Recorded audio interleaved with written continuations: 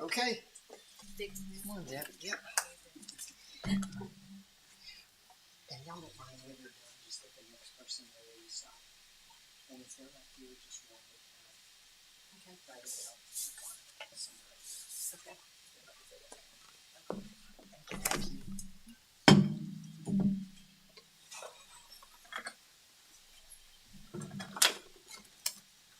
Okay. So we are on Judges chapter 20.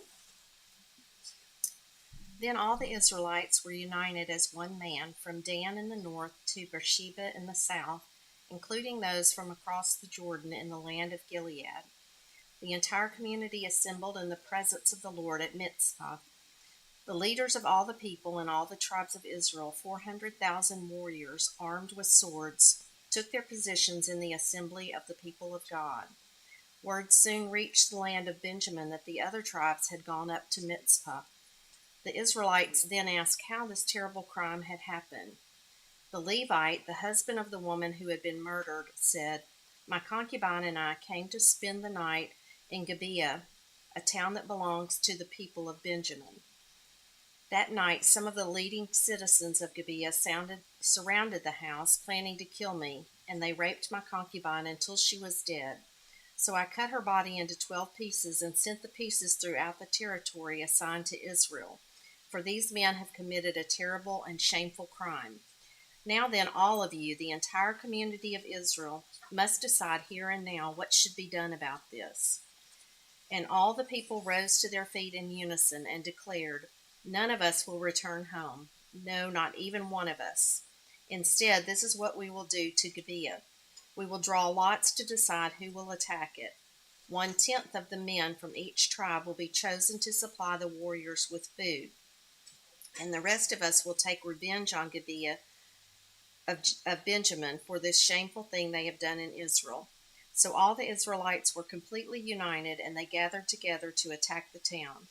The Israelites sent messengers to the tribe of Benjamin, saying, "What a terrible thing has been done among you. Give up those evil men, those troublemakers from Gibeah, so that we can execute them and purge Israel of this evil." But the people of Benjamin would not listen. Instead, they came from their towns and gathered at Gibeah to fight the Israelites.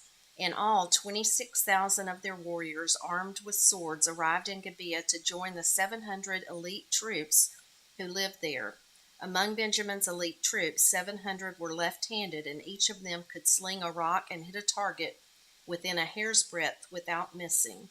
Israel had 400,000 experienced soldiers armed with swords, not counting Benjamin's warriors. Before the battle, the Israelites went to Bethel and asked God, which tribe should go first to attack the people of Benjamin?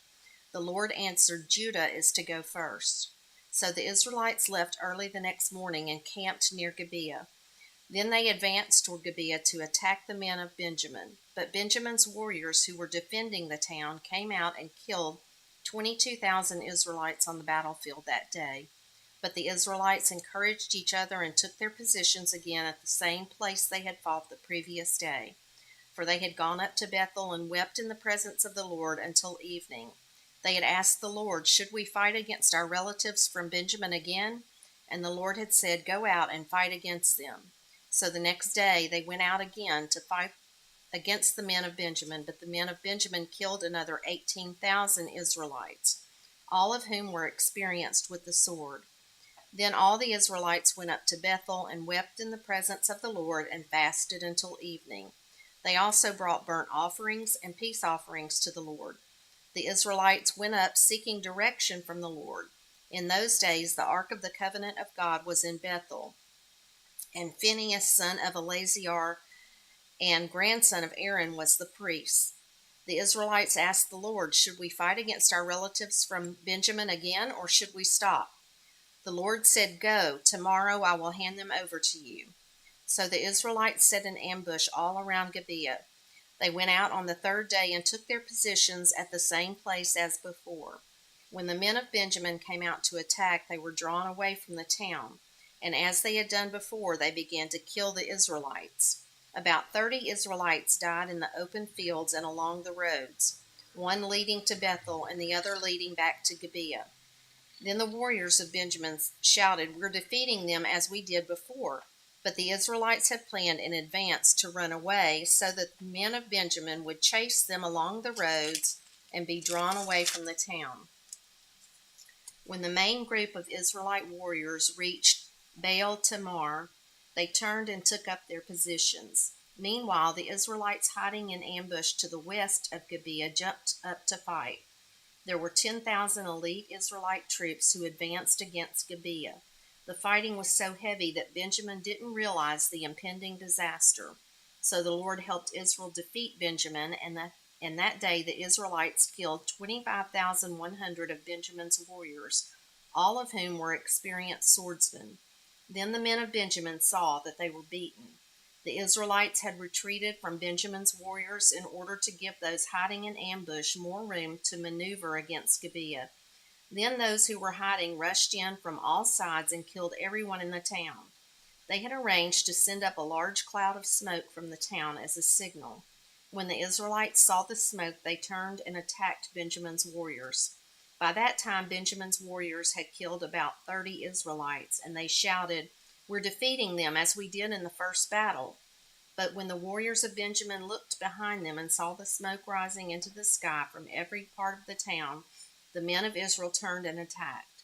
At this point, the men of Benjamin became terrified because they realized disaster was close at hand. So they turned around and fled before the Israelites toward the wilderness. But they couldn't escape the battle, and the people who came out of the nearby towns were also killed. The Israelites surrounded the men of Benjamin and chased them relentlessly, finally overtaking them east of Gibeah. That day, 18,000 of Benjamin's strongest warriors died in battle. The survivors fled into the wilderness toward the rock of Rimmon, but Israel killed 5,000 of them along the road. They continued the chase until they had killed another 2,000 near Gittim. So that day the tribe of Benjamin lost 25,000 strong warriors armed with swords, leaving only 600 men who escaped the rock of Rimmon, where they lived for 4 months. And the Israelites returned and slaughtered everything living in all the towns, the people, the livestock, and everything they found. They also burned down all the towns they came to. Judges chapter 21. The Israelites had vowed at Mizpah, "We will never give our daughters in marriage to a man from the tribe of Benjamin." Now the people went to Bethel and sat in the presence of God until evening, weeping loudly and bitterly.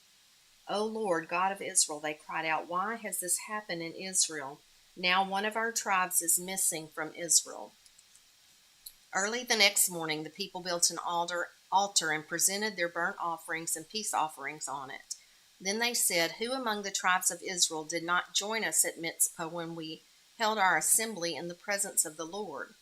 At that time they had taken a solemn oath in the Lord's presence, vowing that anyone who refused to come would be put to death. The Israelites felt sorry for their brother Benjamin and said, "Today one of the tribes of Israel has been cut off.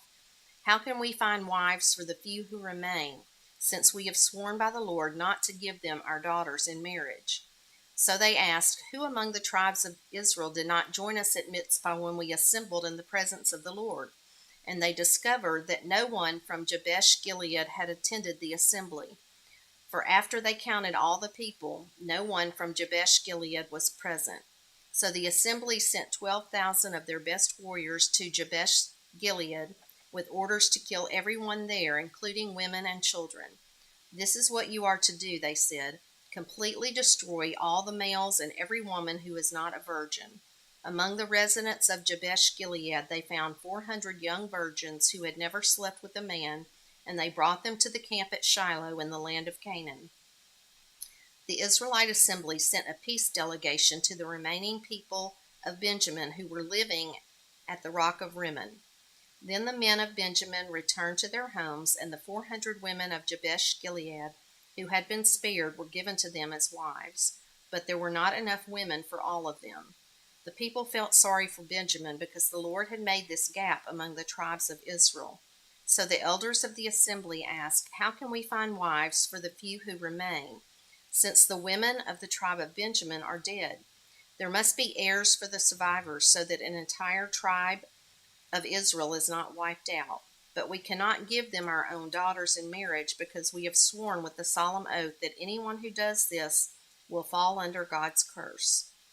Then they thought of the annual festival of the Lord held in Shiloh, south of Lebonah and north of Bethel, along the east side of the road that goes from Bethel to Shechem. They told the men of Benjamin who still needed wives, "Go and hide in the vineyards. When you see the young women of Shiloh come out for their dances, rush out from the vineyards, and each of you can take one of them home to the land of Benjamin to be your wife." And when their fathers and brothers come to us in protest, we will tell them, "Please be sympathetic. Let them have your daughters, for we didn't find wives for all of them when we destroyed Jabesh Gilead. And you are not guilty of breaking the vow, since you did not actually give your daughters to them in marriage." So the men of Benjamin did as they were told. Each man caught one of the women as she danced in the celebration and carried her off to be his wife. They returned to their own land, and they rebuilt their towns and lived in them. Then the people of Israel departed by tribes and families, and they returned to their own homes. In those days Israel had no king. All the people did whatever seemed right in their own eyes.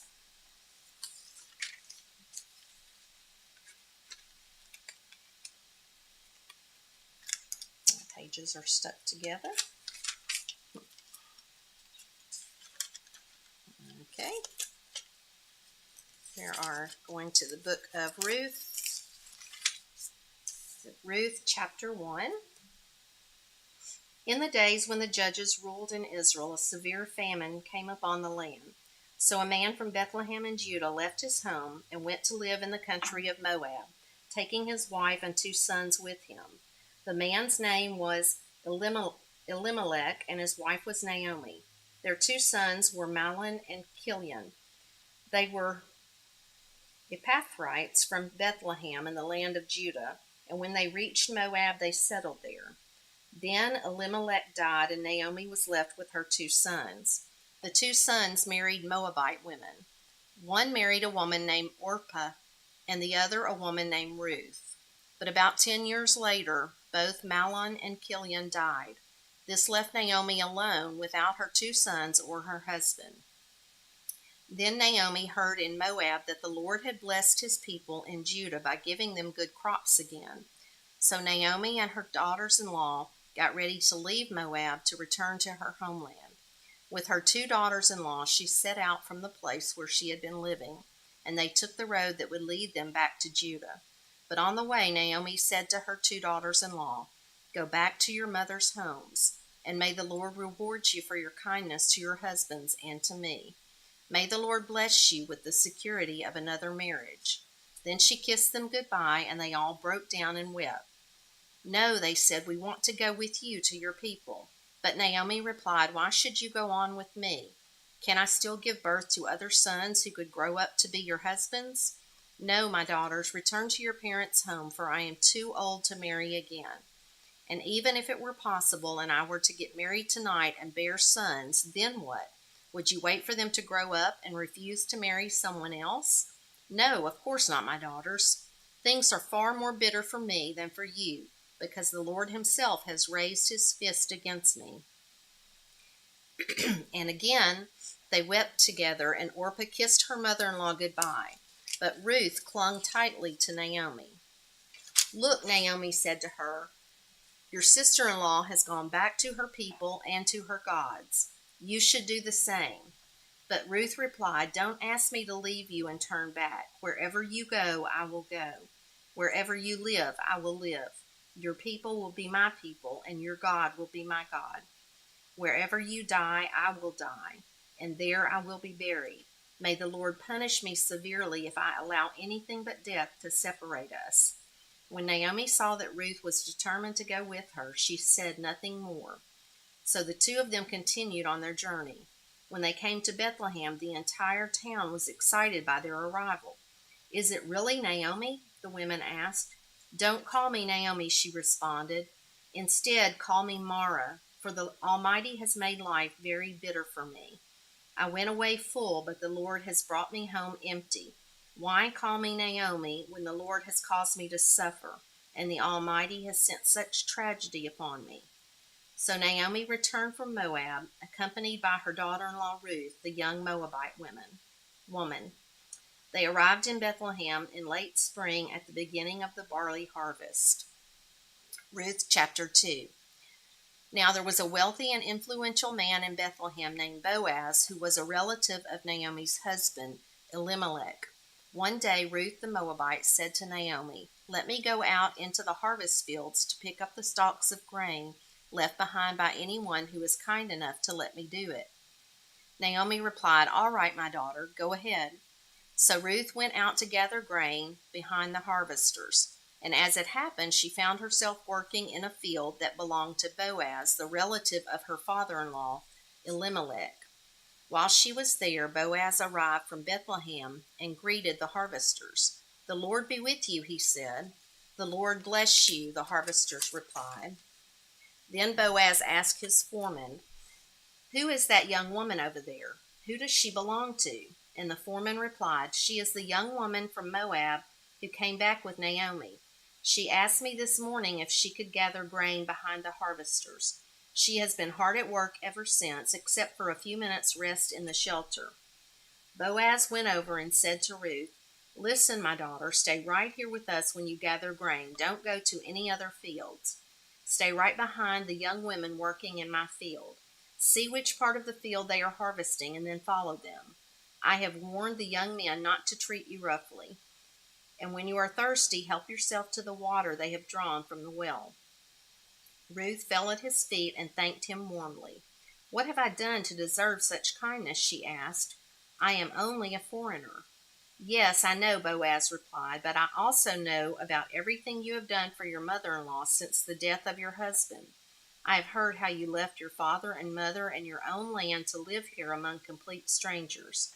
May the Lord, the God of Israel, under whose wings you have come to take refuge, reward you fully for what you have done." "I hope I continue to please you, sir," she replied. "You have comforted me by speaking so kindly to me, even though I am not one of your workers." At mealtime, Boaz called to her, "Come over here and help yourself to some food. You can dip your bread in the sour wine." So she sat with his harvesters, and Boaz gave her some roasted grain to eat. She ate all she wanted and still had some left over.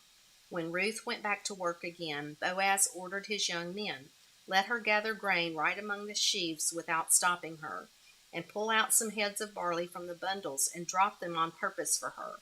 Let her pick them up and don't give her a hard time." So Ruth gathered barley there all day. And when she beat out the grain that evening, it filled an entire basket. She carried it back into town and showed it to her mother-in-law. Ruth also gave her the roasted grain that was left over from her meal. "Where did you gather all this grain today?" Naomi asked. "Where did you work? May the Lord bless the one who helped you." So Ruth told her mother-in-law about the man in whose field she had worked. She said, "The man I worked with today is named Boaz." "May the Lord bless him," Naomi told her daughter-in-law. "He is showing his kindness to us as well as to your dead husband. That man is one of our closest relatives, one of our family redeemers." Then Ruth said, "What's more, Boaz even told me to come back and stay with his harvesters until the entire harvest is completed." "Good," Naomi exclaimed. "Do as he said, my daughter. Stay with his young women right through the whole harvest. You might be harassed in other fields, but you'll be safe with him." So Ruth worked alongside the women in Boaz's fields and gathered grain with them until the end of the barley harvest. Then she continued working with them through the wheat harvest in early summer, and all the while she lived with her mother-in-law. Chapter 3.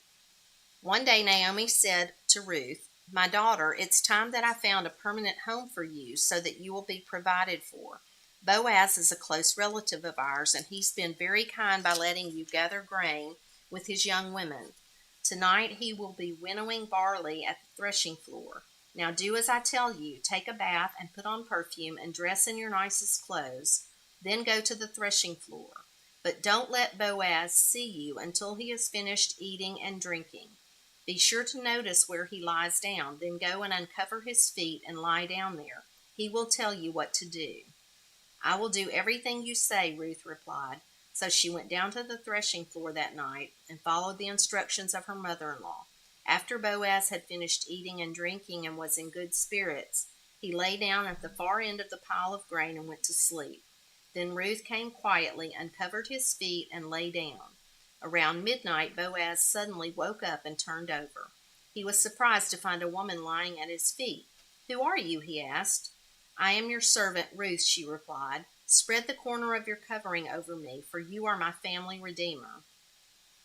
"The Lord bless you, my daughter," Boaz exclaimed. "You are showing even more family loyalty now than you did before, for you have not gone after a younger man, whether rich or poor. Now don't worry about a thing, my daughter. I will do what is necessary, for everyone in town knows you are a virtuous woman. But while it's true that I am one of your family redeemers, there is another man who is more closely related to you than I am. Stay here tonight, and in the morning I will talk to him.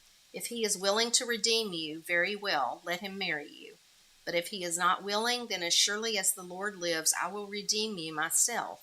Now lie down here until morning." So Ruth lay at Boaz's feet until the morning, but she got up before it was light enough for people to recognize each other. For Boaz had said, "No one must know that a woman was here at the threshing floor." Then Boaz said to her, "Bring your cloak and spread it out." He measured 6 scoops of barley into the cloak and placed it on her back. Then he returned to the town. When Ruth went back to her mother-in-law, Naomi asked, "What happened, my daughter?" Ruth told Naomi everything Boaz had done for her, and she added, "He gave me these 6 scoops of barley and said, 'Don't go back to your mother-in-law empty-handed.'" Then Naomi said to her, "Just be patient, my daughter, until we hear what happens. The man won't rest until he has settled things today." Okay, chapter 4. Boaz went to the town gate and took a seat there. Just then the family redeemer he had mentioned came by, so Boaz called out to him, "Come over here and sit down, friend. I want to talk to you." So they sat down together. Then Boaz called 10 leaders from the town and asked them to sit as witnesses. And Boaz said to the family redeemer, "You know Naomi, who came back from Moab. She is selling the land that belonged to our relative Elimelech. I thought I should speak to you about it so that you can redeem it if you wish.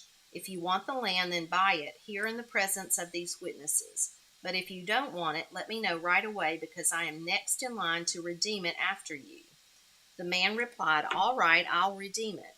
Then Boaz told him, "Of course, your purchase of the land from Naomi also requires that you marry Ruth, the Moabite widow. That way she can have children who will carry on her husband's name and keep the land in the family." "Then I can't redeem it," the family redeemer replied, "because this might endanger my own estate. You redeem the land, I cannot do it." Now in those days it was the custom in Israel for anyone transferring a right of purchase to remove his sandal and hand it to the other party. This publicly validated the transaction. So the other family redeemer drew off his sandal as he said to Boaz, "You buy the land."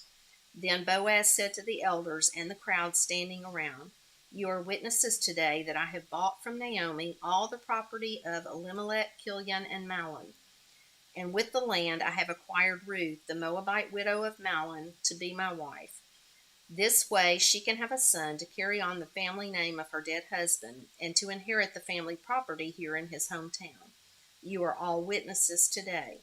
Then the elders and all the people standing in the gate replied, "We are witnesses. May the Lord make this woman who is coming into your home like Rachel and Leah, from whom all the nation of Israel descended. May you prosper in Ephrathah and be famous in Bethlehem. And may the Lord give you descendants by this young woman who will be like those of our ancestor Perez, the son of Tamar and Judah." So Boaz took Ruth into his home, and she became his wife. When he slept with her, the Lord enabled her to become pregnant, and she gave birth to a son. Then the women of the town said to Naomi, "Praise the Lord, who has now provided a redeemer for your family.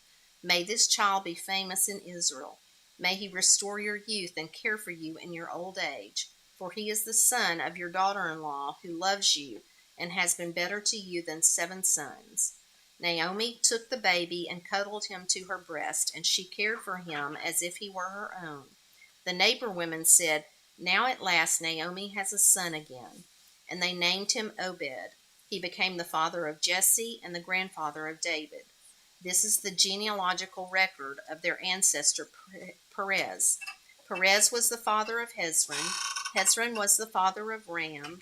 Ram was the father of Aminadab. Aminadab was the father of Nahshon. Nahshon was the father of Salmon. Salmon was the father of Boaz. Boaz was the father of Obed. Obed was the father of Jesse. Jesse was the father of David. And that's the book of Ruth.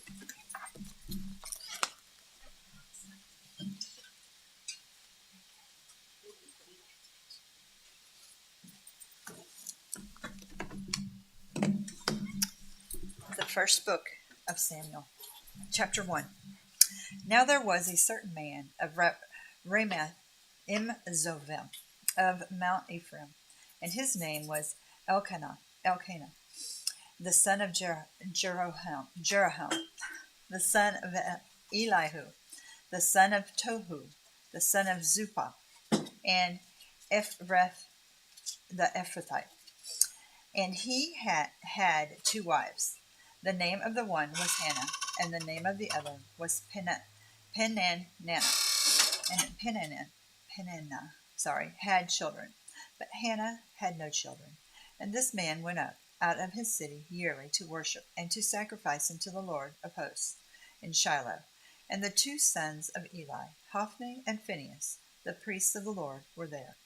And when the time was that Elkanah offered, he gave to Peninnah his wife, and to all her sons and her daughters portions. But unto Hannah he gave a worthy portion, for he loved Hannah.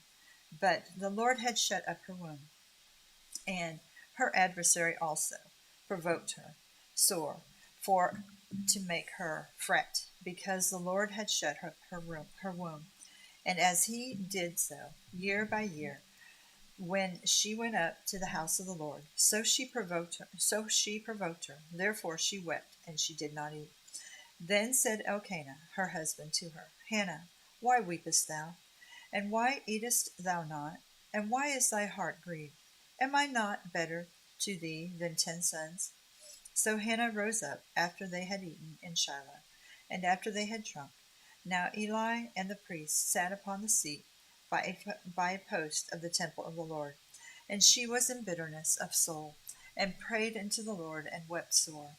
And she vowed a vow, and said, O Lord of hosts, if thou wilt indeed look on the affliction of thine handmaid, and remember me, and not forget thine handmaid, but wilt give unto thine handmaid a man-child, then I will give him unto the Lord all the days of his life, and there shall no razor come upon his head.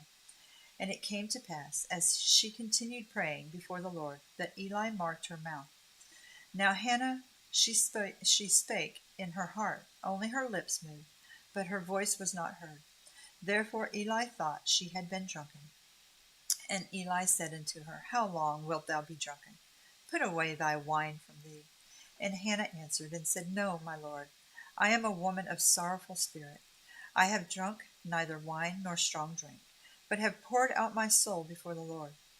Count not thy handmaid for a daughter of Belial, for out of the abundance of my complaint and grief have I spoken hitherto. Then Eli answered and said, Go in peace, and the God of Israel grant thee thy petition, that thou hast asked of him. And she said, Let thine handmaid find grace in thy sight. So the woman went her way, and did eat, and her countenance was no more sad. And they rose up in the morning early, and worshipped before the Lord, and returned, and came to their house in Ramah. And Elkanah knew Hannah his wife, and the Lord remembered her. Wherefore it came to pass, when the time was come about after Hannah had conceived, that she bare a son, and called his name Samuel, saying, Because I have asked him of the Lord. And the man Elkanah and all his house went up to offer unto the Lord the yearly sacrifice, and his vow. And Hannah went not up, for she said unto her husband, I will not go up until the child be weaned, and then I will bring him. that he may appear before the Lord, and there abide forever. And Elkanah her husband said unto her, Do what seemeth good. Tarry until thou have weaned him. Only the Lord establish his word. So the woman abode, and gave her son suck, until she weaned him.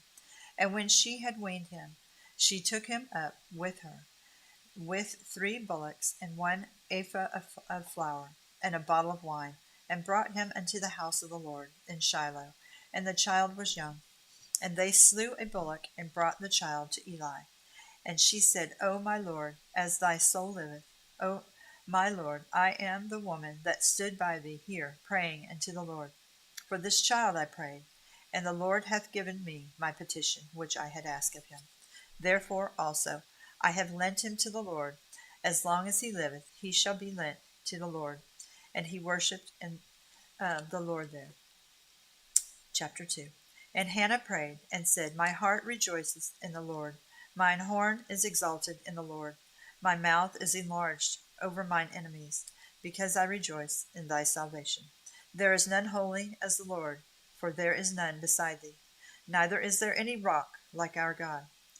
Talk no more so exceeding proudly.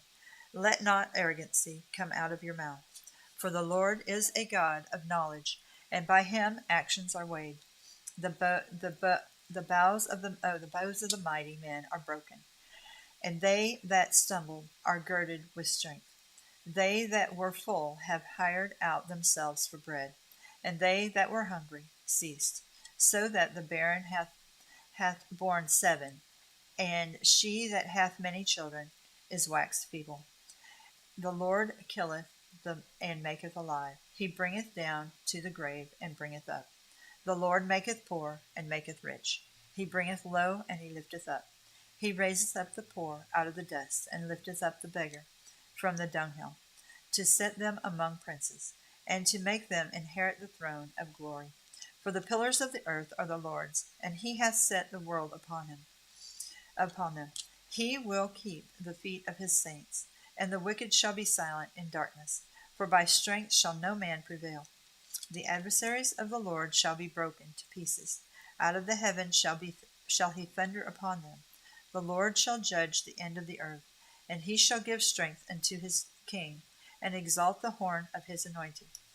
And Elkanah went to Ramah to his house, and the child did minister unto the Lord before Eli the priest. Now the sons of Eli were sons of Belial. They knew not the Lord.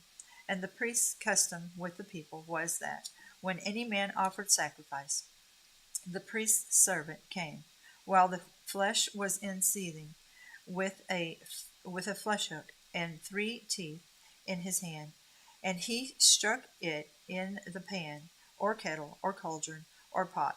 All that the flesh hook brought up, the priest took for himself. So they did in Shiloh unto all the Israelites that came hither. Also, before they burnt the fat, the priest's servant came and said to the man that sacrificed, Give flesh to roast for the priest, for he will not have sodden flesh of thee, but raw. And if any man said unto him, Let him not fail to burn the fat presently, and then take as much as thy soul desires, then he would answer him, Nay, but thou shalt give it me now, and if not, I will take it by force. Wherefore the sin of the young men was very great before the Lord, for men abhorred the offering of the Lord. But Samuel ministered before the Lord, being a child girded with a linen ephod. Moreover, his mother made him a little coat, and brought it to him from year to year. Then she came up with her husband to offer the yearly sacrifice. And Eli blessed Elkanah and his wife, and said, The Lord giveth thee seed of this woman for the loan which is lent to the Lord. And they went unto their own home. And the Lord visited Hannah, so that she conceived, and bare 3 sons and 2 daughters. And the child Samuel grew before the Lord. Now Eli was very old, and heard all that his sons did unto all of Israel, and how they lay with the women that assembled at the door of the tabernacle of the congregation. And he said unto them, Why do ye such things? For I hear of your evil dealings by all this people. Nay, my sons, for it is no good report that I hear. Ye make the Lord's people to transgress. If one man sin against another, the judge shall judge him. But if a man sin against the Lord, who shall entreat for him? Notwithstanding, they hearkened not unto the voice of their father, but the Lord would slay them, because the Lord would slay them. And the child Samuel grew on, and was in favor both with the Lord and also with men. And there came a man of God unto Eli, and said unto him, Thus saith the Lord, Did I plainly appear unto the house of thy father, when they were in Egypt, in Pharaoh's house? And did I choose him out of all the tribes of Israel to be my priest, to offer upon mine altar, to burn incense, to wear an ephod before me? And did I give unto the house of thy father all the offerings made by fire of the children of Israel? Wherefore kick ye at my sacrifice, and at mine offering, which I have commanded in my habitation, and honorest thy sons above me, to make yourselves fat with the chiefest of all the offerings of Israel my people? Wherefore the Lord God of Israel saith, I said indeed that thy house and the house of thy father should walk before me forever. But now the Lord saith, Be it far from me, for them that honor me I will honor, and they that despise me shall be lightly esteemed. Behold, the days come that I will cut off thine arm, and the arm of thy father's house, that there shall not be an old man in thine house, and thou shalt see an enemy in my habitation, in all the wealth which God shall give Israel, and there shall not be an old man in thine house forever. And the man of thine,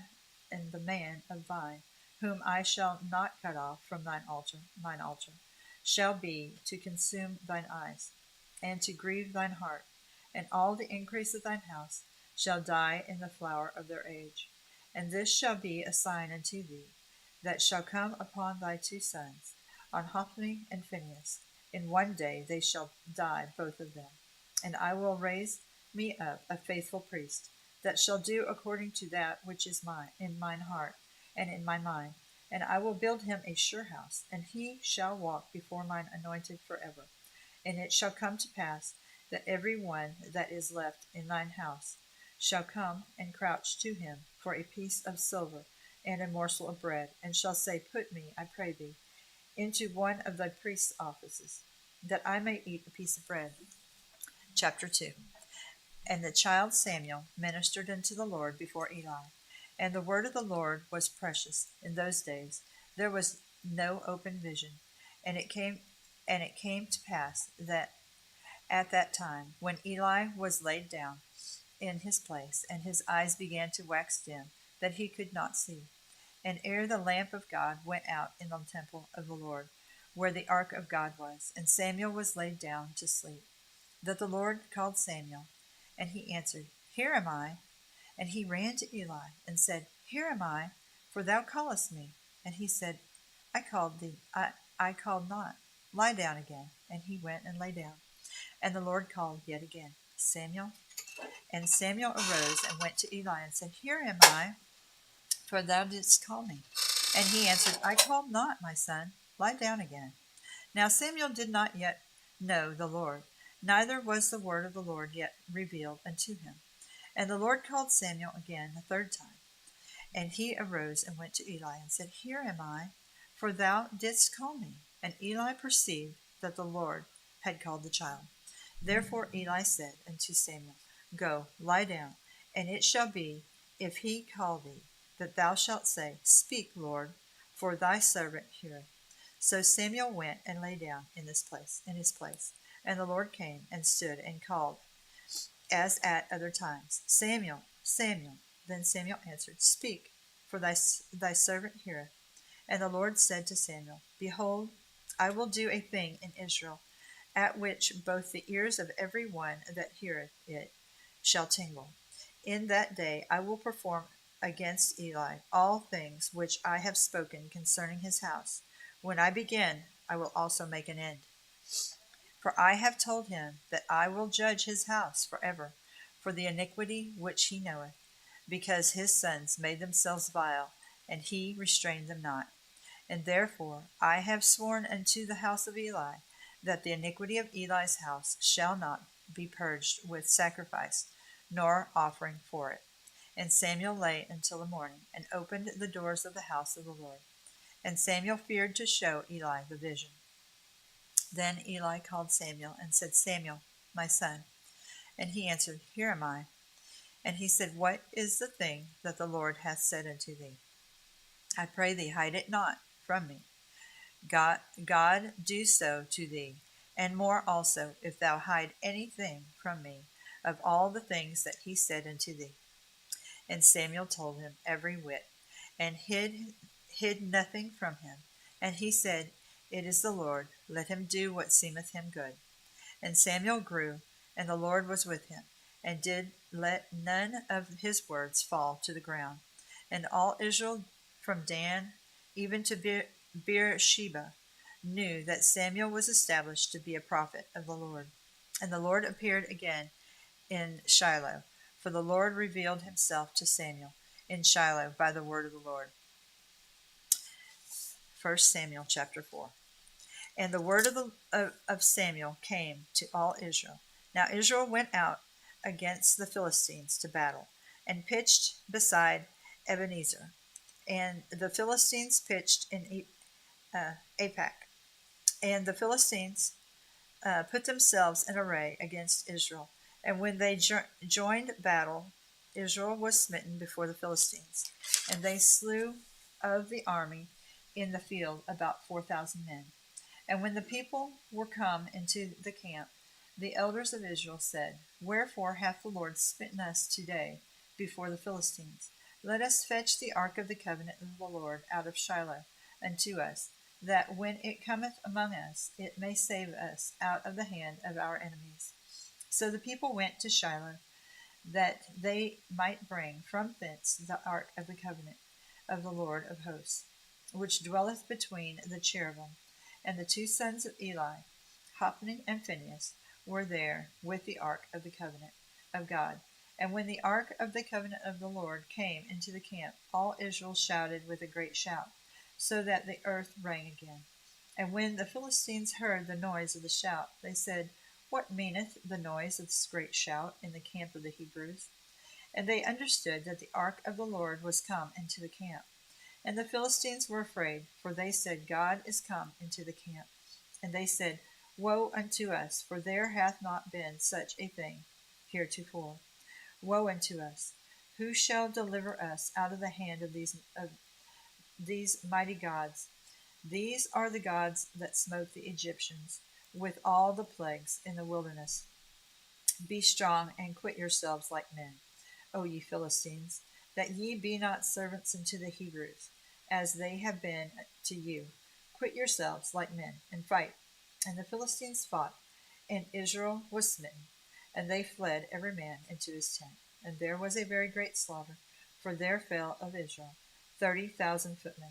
And the ark of God was taken, and the two sons of Eli, Hophni and Phinehas, were slain. And there ran a man of Benjamin out of the army, and came to Shiloh the same day, with his clothes rent, and with earth upon his head. And when he came, lo, Eli sat upon a seat by the wayside, watching, for his heart trembled for the ark of God. And when the man came into the city and told it, all the city cried out. And when Eli heard the noise of the crying, he said, What meaneth the noise of this tumult? And the man came in hastily and told Eli. Now Eli was 98 years old, and his eyes were dim, that he could not see. And the man said unto Eli, I am he that came out of the army, and I fled today out of the army. And he said, What is there done, my son? And the messenger answered and said, Israel is fled before the Philistines, and there hath been also a great slaughter among the people, and thy two sons, also Hophni and Phinehas, are dead, and the ark of God is taken. And it came to pass, when he made mention of the ark of God, that he fell from off the seat backward by the side of the gate, and his neck brake, and he died. For he was an old man and heavy, and he had judged Israel 40 years. And his daughter-in-law, Phinehas' wife, was with child, near to be delivered, and when she heard the tidings that the ark of God was taken, and that her father-in-law and her husband were dead, she bowed herself and travailed, for her pains came upon her. And about the time of her death, the women that stood by her said unto her, Fear not, for thou hast borne a son. But she answered not, neither did she regard it. And she named the child Ichabod, saying, The glory is departed from Israel, because the ark of God was taken, and because of her father-in-law and her husband. And she said, The glory is departed from Israel, for the ark of God is taken. 1 Samuel chapter 5. And the Philistines took the ark of God and brought it from Ebenezer unto Ashdod. When the Philistines took the ark of God, they brought it into the house of Dagon, and set it by Dagon.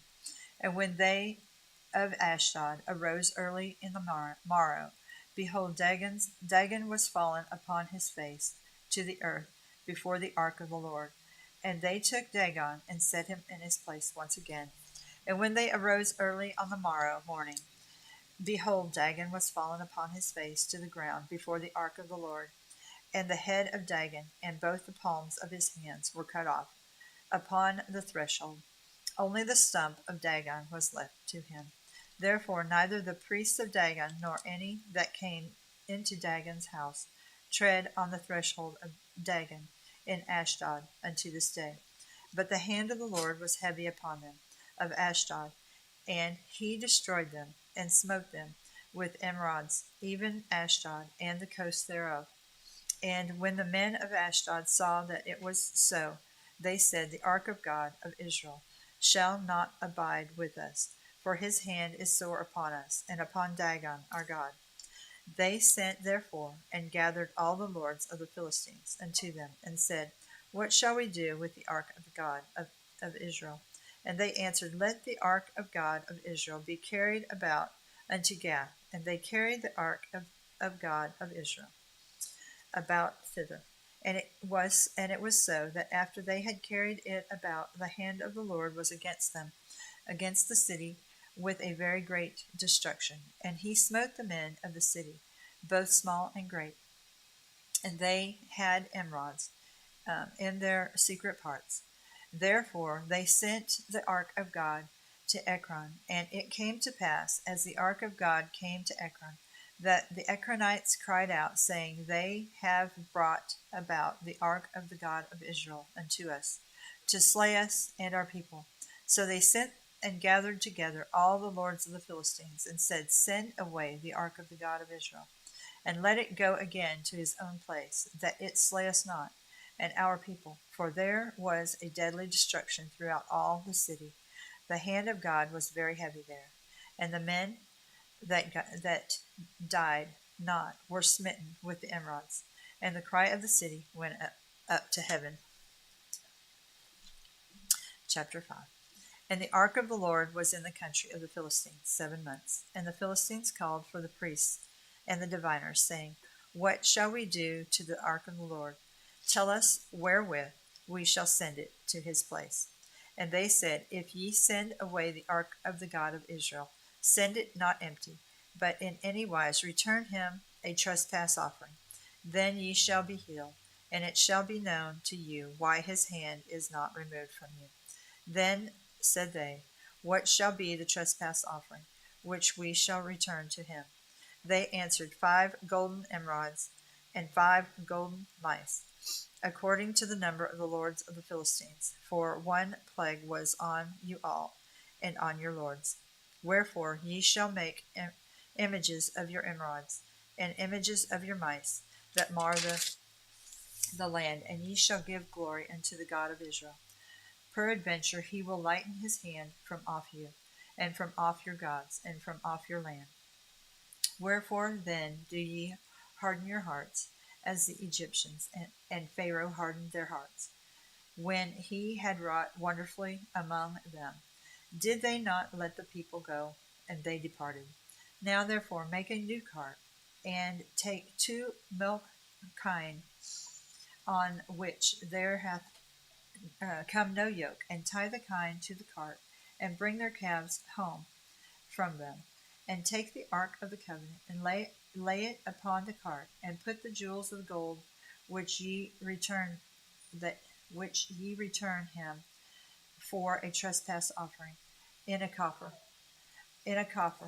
by the side thereof, and send it away, that it may go, and see if it goeth by the way of its own coast to Bethshemesh. Then he hath done us this great evil. But if not, then we shall know that it is not his hand that smote us. It was a chance that happened to us. And the men did so, and took 2 milk kine, and tied them to the cart, and shut up their calves at home. And they laid the ark of the Lord upon the cart, and the coffer, with the mice and the gold, and the images of their emerods.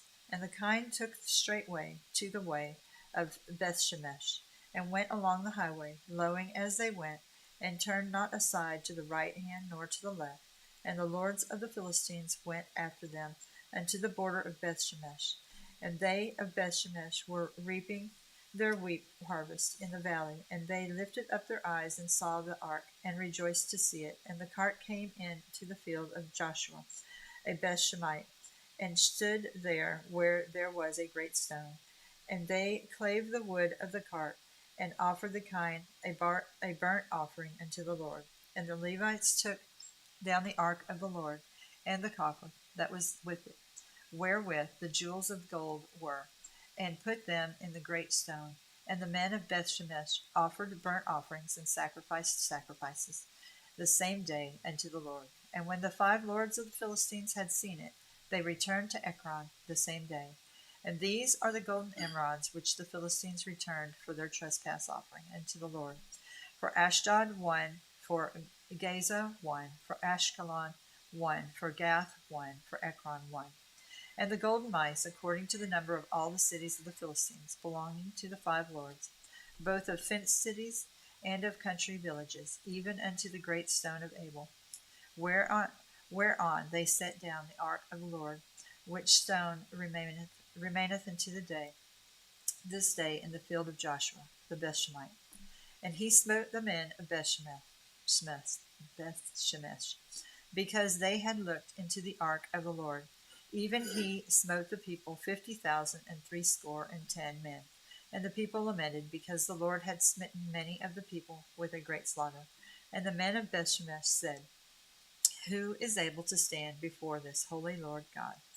And to whom shall he go up from us? And they sent messengers to the inhabitants of Kirjath-jearim, saying, The Philistines have brought again the ark of the Lord. Come ye down, and fetch it up to you. Chapter 7.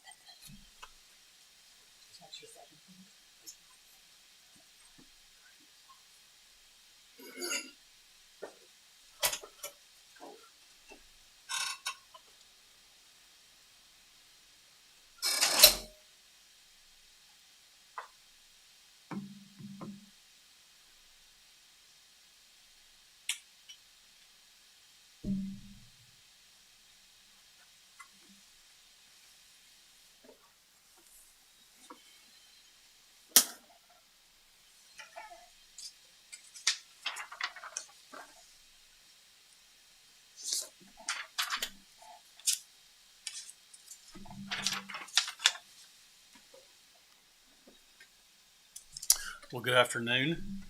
Hope everyone's had a blessed day. I'm going to start with chapter 7 in 1 Samuel.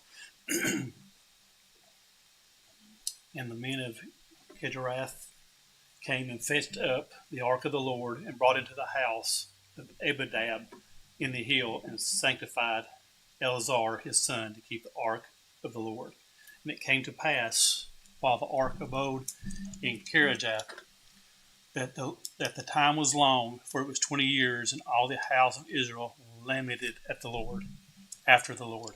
And Samuel spake unto the house of Israel, saying, If ye do return unto the Lord with all your hearts, then put away the strange gods and Ashtaroth from among you, and prepare your hearts unto the Lord, and serve him only, and he will deliver you out of the hand of the Philistines. Then the children of Israel did put away Baalim and Ashtaroth, and serve the Lord only. And Samuel said, Gather all Israel to Mizpah, and I will pray for you unto the Lord. And they gathered together to Mizpah, and drew water, and poured it out before the Lord, and fasted on that day, and said there, We have sinned against the Lord. And Samuel judged the children of Israel in Mizpah. And when the Philistines heard that the children of Israel were gathered together to Mizpah, the lords of the Philistines went up against Israel. And when the children of Israel heard it, they were afraid of the Philistines. And the children of Israel said to Samuel, Cease not to cry unto the Lord our God for us, that he will save us out of the hand of the Philistines. And Samuel took a sucking lamb and offered it for a burnt offering holy unto the Lord.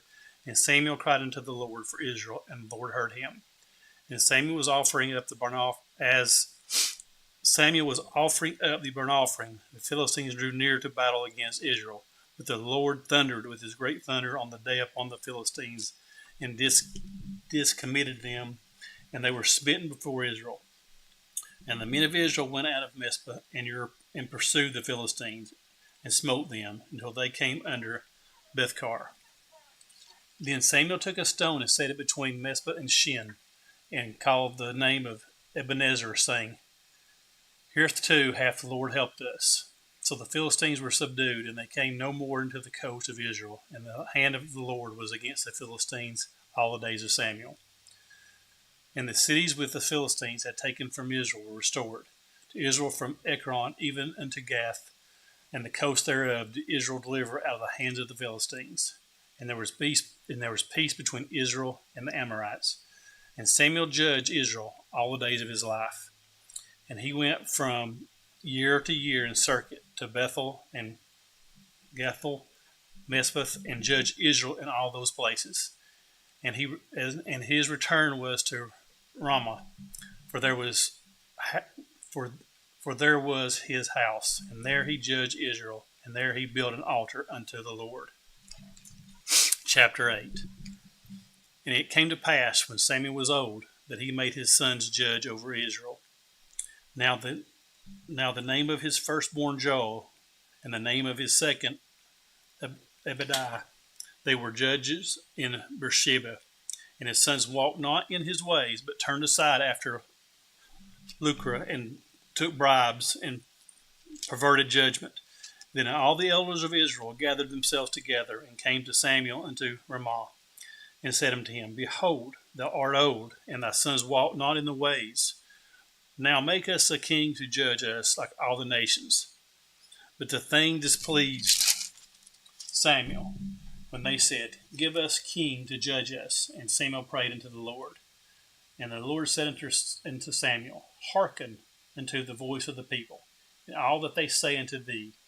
For they have not rejected thee, but they have rejected me, and I should not reign over them. According to all the works which they have done since the day that I brought them up out of Egypt, even unto this day, wherewith they have forsaken me, and served other gods, so do they also unto me. Now therefore hearken unto their voice, howbeit yet protest solemnly unto them, and shew them the manner of the king that shall reign over them. And Samuel told all the words of the Lord unto the people that asked of him a king. And he said, This will be the manner of the king that shall reign over you. He will take your sons and appoint them for himself, for his chariots, and to be his horsemen, and some shall run before his chariots. And he will appoint him captains over thousands, and captains over 50s, and will set them to ear his ground, and to reap his harvest, and to make his instruments of war, and instruments of his chariots. And he will take your daughters to be confectionaries, and to be cooks, and to be bakers.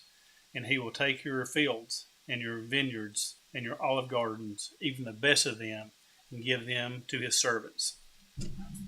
And he will take the tenth of your seed, and of your vineyards, and give to his officers and to his servants. And he will take your men servants, and your maid servants, and your goodliest young men, and your asses, and put them to his work. He will take the tenth of your sheep, and you shall be his servants. And ye shall cry out in that day, because your king, which you shall have chosen you, and the Lord will not hear you in that day. Nevertheless, the people refused to obey the voice of Samuel, and they said, Nay, that we will have a king over us, that we also may be like all the nations, and that our king may judge us and go out before us and fight our battles. And Samuel heard all the words of the people, and he rehearsed them in his ears of the Lord. And the Lord said to Samuel, Hearken unto their voice, and make them a king. And Samuel said unto the men of Israel, Go ye every man into his city. Chapter 9, 1 Samuel. Now there was a man of Benjamin, whose name was Kish, and the son of Abiel, and the son of Zeror, and the son of Bechorath, the son of Alphaiah, and a Benjamite, a mighty man of power. And he had a son whose name was Saul, a choice young man, and a goodly. And there was not among the children of Israel a goodlier in person than he, for his shoulders and upward he was higher than any of the people. And the asses of Kish, Saul's father, were lost. And Kish said to Saul his son, Take now one of the servants with thee, and arise and go seek the asses. And he passed through the Mount Ephraim, and passed through the land of Shalishah, but they found them not. Then they passed through the land of Shalem, and there they were not. And he passed through the land of the Benjamites, but they found them not. And when they were come to the land of Zuph, and Saul said to his servants that was with him, Come and let us return, lest my father leave caring for the asses, and take thought for us. And he said unto them, Behold now, there in this city a man of God, and he is honorable man, and all that he saith comes surely to pass. Now let us go thither. Peradventure he can shew us our way that we should go. Then said Saul to his servant, But, behold, if we go, what shall we bring the man? For the bread is spent in our vessels, and there is not a present to bring to the man of God. What have we? And the servant answered Saul again and said, Behold, I have here a hand the fourth part of the shekel of silver, that I will give to the man of God to tell us our way. Beforetime in Israel, when a man went to inquire of God, thus he spake, Come and let us go to the seer. For he that is now called a prophet was before time called a seer. Then said Saul to his servant, Well said, come let us go. So they went unto the city where the man of God was. And as they went up the hill to the city, they found young maidens going out of the draw water, and said unto them, Is that the seer here? And they answered them and said, He is, behold, he is before you. Make haste now, for he came today to the city, for there is a sacrifice of the people today in the high place. As soon as ye be come into the city, you shall straightway find him, before he go up to the high place to eat. For the people will not eat until he come, because he doth bless the sacrifice, and afterwards they ate that be bidden. Now therefore get you up, for about this time ye shall find him. And they went up into the city, and when they were come into the city, behold, Samuel came out against them, for to go up to the high place. Now the Lord had told Samuel in his ear a day before Saul came, saying, Tomorrow about this time I will see thee a man out of the land of Benjamin, and thou shalt anoint him to be captain over my people Israel, that he may save my people out of the hand of the Philistines. For I have looked upon my people, because their cry is come unto me. And when Samuel saw Saul, the Lord said unto him, Behold the man who I spake to thee of, this same shall reign over my people. Then Saul drew near to Samuel in the gate and said, Tell me, I pray thee, where the seer's house is. And Samuel answered Saul and said, I am the seer. Go up before me into the high place, for you shall eat with me today, and tomorrow I will let thee go, and I will tell thee all that is thine heart. And as for thine asses that were lost 3 days ago, set not thy mind on them, for they are not found. And on whom is all the desire of Israel? Is it not on thee and on thy father's house? And Saul answered and said, Have not I a Benjamite of the smallest of the tribes of Israel, and my family the least of all the families of the tribe of Benjamin. Wherefore then speakest thou so to me? And Samuel took Saul and his servant, and brought them unto the parlor, and made them sit in the chiefest place among them that were bidden, which were about 30 persons. And Samuel said unto the cook, Bring the portion which I gave thee, of which I said unto thee, set it by thee. And the cook took up the shoulder, and that was which was upon it, and set it before Saul. And Samuel said, Behold thee, which is left, set us before thee, and eat. For unto it this time hath it been kept for thee since I said, I have invited the people. So Saul did eat with Samuel that day.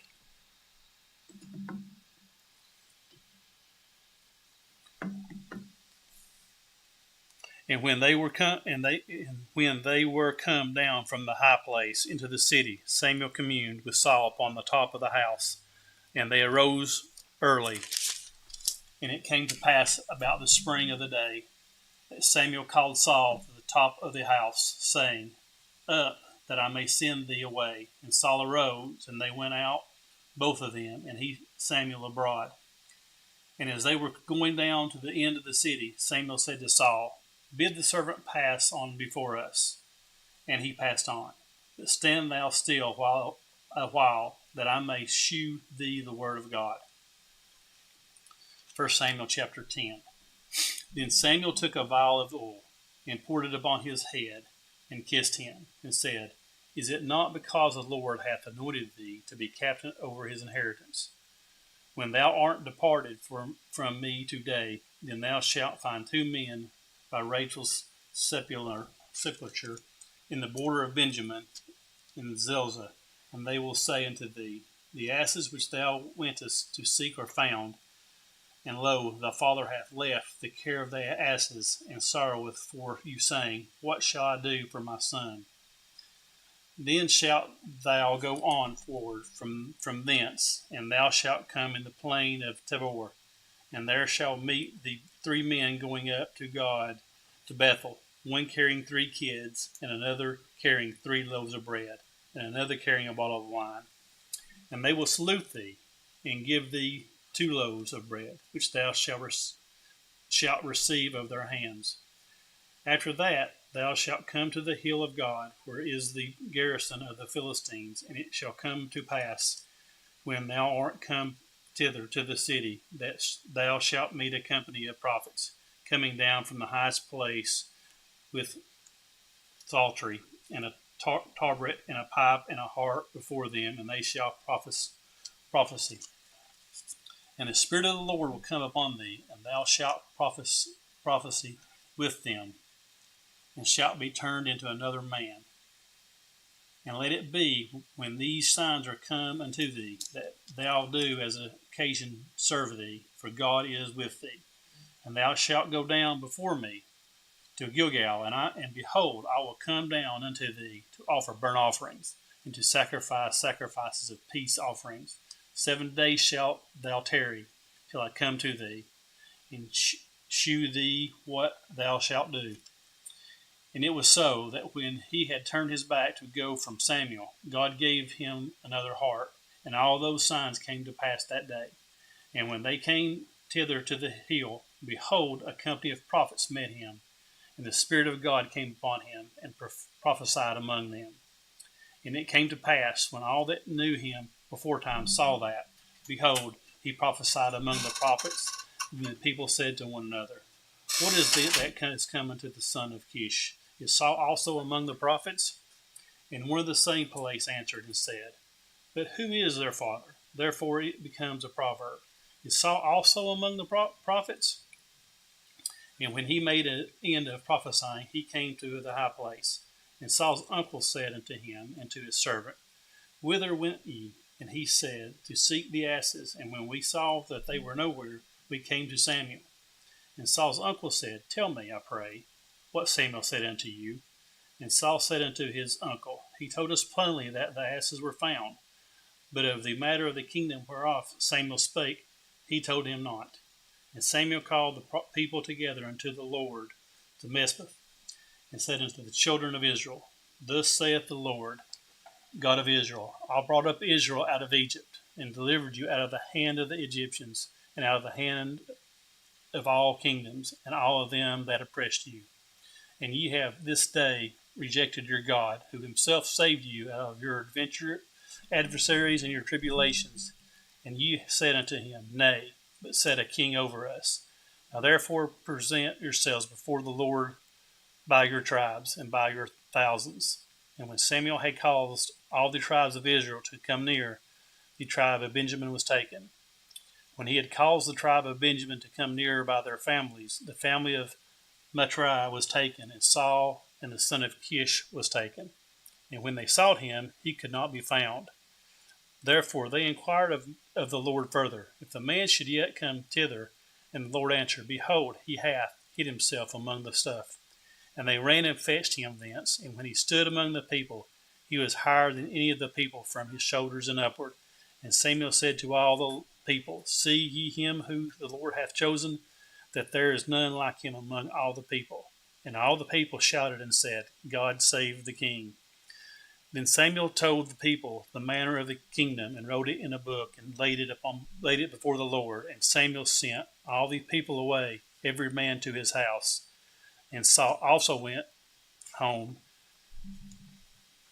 to Geba, and there went with him a band of men whose hearts God had touched. But the children of Belial said, How shall this man save us? And they despised him and brought him no presents, but held his peace. Chapter 11. Then Nahash the Ammonite came up and camped against Jabesh Gilead, and all the men of Jabesh said unto Nahash, Make a covenant with us, we will serve thee. And Nahash the Ammonite answered them, On this condition will I make a covenant with you, that I may thrust out all of your right eyes, and lay it for a reproach upon all Israel. And the elders of Jabesh said unto him, Give us 7 days respite, that we may send messengers unto all the coast of Israel. And then, if there will be no man to save us, we will come out to thee. Then came the messengers to Gibeath and Saul, and told the tidings in the ears of the people. And all the people lifted up their voices and wept. And behold, Saul came after the herd out of the field. And Saul said, What aileth the people, that they weep? And they told him the tidings of the men of Jabesh. And the Spirit of God came upon Saul when he heard those tidings, and his anger was kindled greatly. And he took a yoke of oxen, and he hewed them in pieces, and sent them throughout all the coast of Israel by the hands of the messengers, saying, Whosoever cometh not forth after Saul and after Samuel, shall it be done unto his oxen. And the fear of the Lord fell on the people, and they came out with one consent. And when he numbered them in Bezek, the children of Israel were 300,000, and the men of Judah 30,000. And they said unto the messengers that came, Thus shall ye say unto the men of Jabesh, Tomorrow by that time the sun be hot, ye shall have help. And the messengers came and shewed it to men of Jabesh, and they were glad.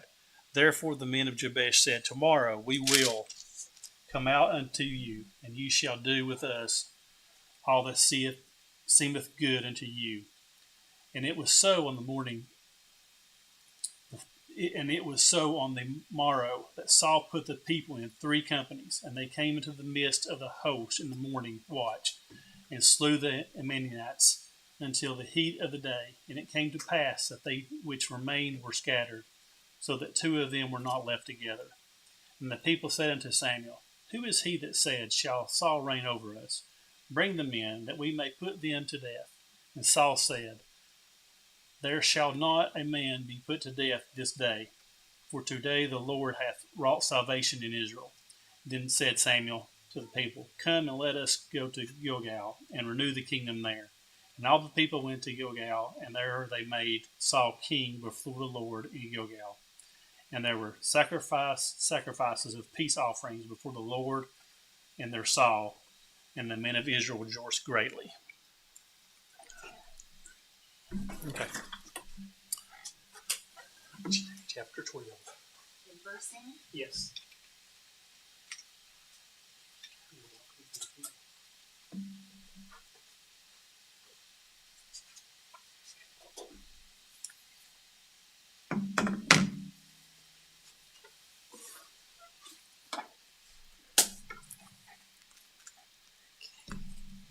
Bear with me 1 second here. Just gonna change Bibles.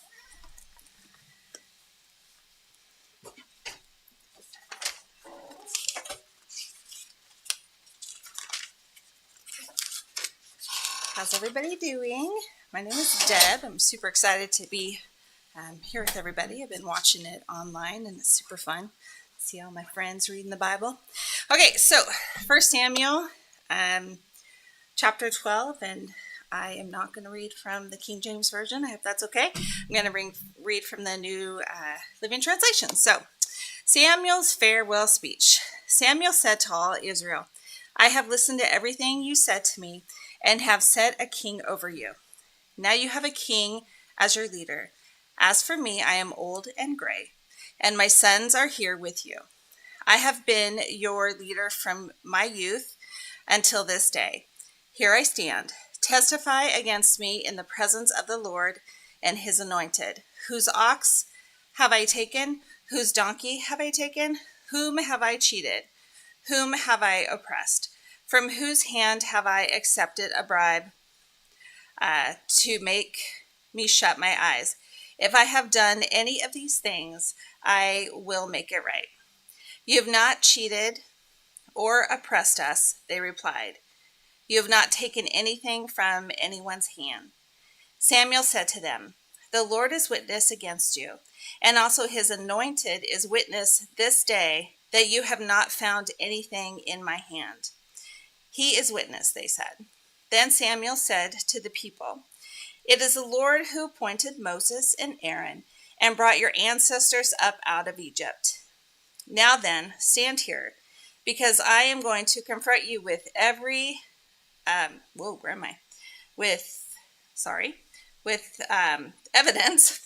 before the Lord as to all the righteous acts performed by the Lord for you and your ancestors. After Jacob entered Egypt, they cried to the Lord for help. And the Lord sent Moses and Aaron, who brought your ancestors out of Egypt and settled them into this place. But they forgot the Lord, their God. So he sold them into the hand of Sisera, I don't know if I'm saying that right, the commander of the army of Hazar, and into the hands of the Philistines and the king of Moab, who fought against them. They cried out to the Lord and said, we have sinned. We have forsaken the Lord and served Baals and the Astros? For now, deliver us from the hands of our enemies, and we will serve you. Then the Lord sent Jerub-Baal, Barak, Jephthah, and Samuel, and he delivered you from the hands of your enemies all around, so that you lived in safety. But when you saw that the Nahash, king of the Amorites, was moving against you, you said to me, no, we want a king to rule over us, even though the Lord your God was your king. Now here's a king you have chosen, the one you asked for. See, the Lord has set a king over you. If you fear the Lord and serve and obey him and do not rebel against his commands, and if both you and the king who reigns over you follow the Lord your God, good. But if you do not obey the Lord, and if you rebel against his commands, his hand will be against you, as it is against your ancestors. Now then, stand still and see that this great thing the Lord is about to do before your eyes. It is not wheat harvest now. I will call on the Lord to send thunder and rain. And you will realize what an evil thing you did in the eyes of the Lord when you asked for a king. Then Samuel called out on the Lord and said, he called on the Lord, and that same day the Lord sent thunder and rain. So all the people stood in awe of the Lord and of Samuel. The people all said to Samuel, "Pray to the Lord your God for your servants, so that we will not die, for we have added to all our other sins the evil of asking for a king." "Do not be afraid," Samuel replied. "You have done all this evil, yet do not turn away from the Lord, but serve the Lord with all your heart. Do not turn after useless idols, or turn away after useless idols. They can do you no good, nor can they rescue you, because they are useless. For the sake of his great name, the Lord will not reject his people, because the Lord was pleased to make you his own. As for me, far be it from me that I should sin against the Lord by failing to pray for you. And I will teach you the way that is good and right. But be sure to fear the Lord and serve him faithfully with all your heart. Consider what great things he has done for you. Yet, if you persist in doing evil, both you and your king will perish." Second here. Samuel 13, 1 Samuel 13. Samuel rebukes Saul. Saul was 30 years old, and when he became king, and he reigned over Israel for 42 years. 42 years. Saul chose 3,000 men from Israel. 2,000 were with him at Michmash, and in the hill country of Bethel, and 1,000 were with Jonathan at Gibeah in Benjamin. The rest of the men he sent back to their homes. Jonathan attacked the Philistine outpost at Geba, and the Philistines heard about it. Then Saul had the trumpet blown throughout the land and said, Let the Hebrews hear." So all Israel heard the news. Saul was attacked and the Philistine outpost, and now Israel has become obnoxious to the Philistines. And the people were summoned to join Saul at Gilgal. The Philistines assembled to fight Israel with 3,000 chariots, 6,000 charioteers, and soldiers as numerous as the sand on the seashore. They went up and camped at Michmash, east of Beth-aven. When the Israelites saw that their situation was critical and that their army was hard pressed, they hid in caves and thickets, among the rocks, and in the pits and cisterns. Some Hebrews even crossed the Jordan to the land of Gad and Gilead. Of course, I'm having some kind of allergy issue with my eye right now, sorry. Saul remained at Gilgal, and all the troops with him were quaking with fear.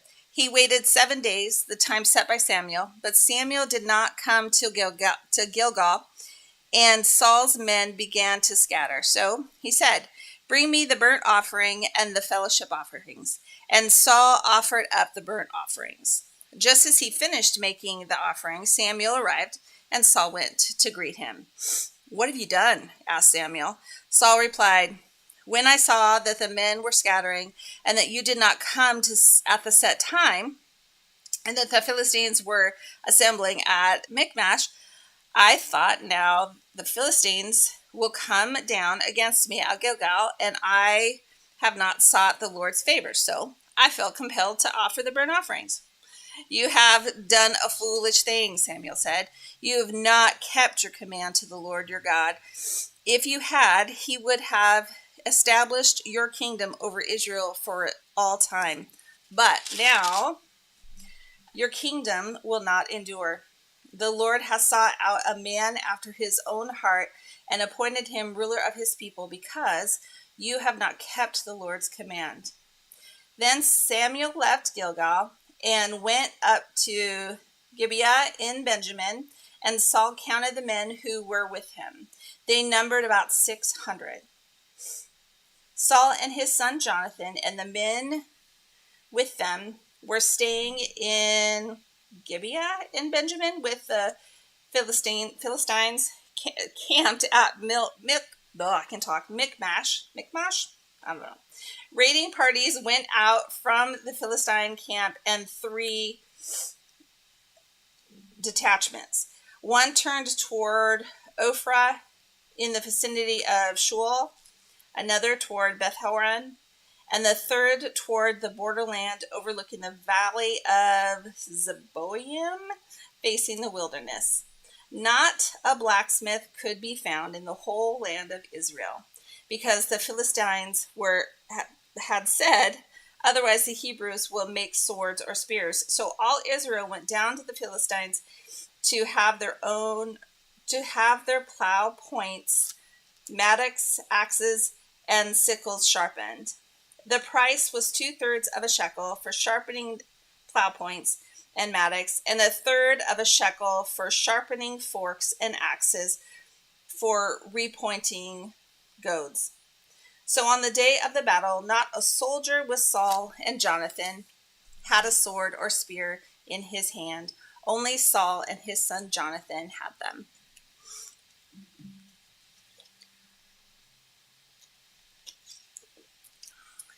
Chapter 14. Now, a detachment of the Philistines had gone out to the pass at Michmash. I know I'm not saying that right. One day, Jonathan, son of Saul, said to his young armor-bearer, "Come, let's go over to the Philistine outpost on the other side." But he did not tell his father. Saul was staying on the outskirts of Gibeah under a pomegranate tree in Migron. With him were about 600 men, among whom was, Ahijah, who was wearing an ephod. He was the son of Ichabod, brother Ahitub, son of Phinehas, the son of Eli, the Lord's priest in Shiloh. No one was aware that Jonathan had left. On each side of the pass that Jonathan intended to cross to reach the Philistine outpost was a cliff.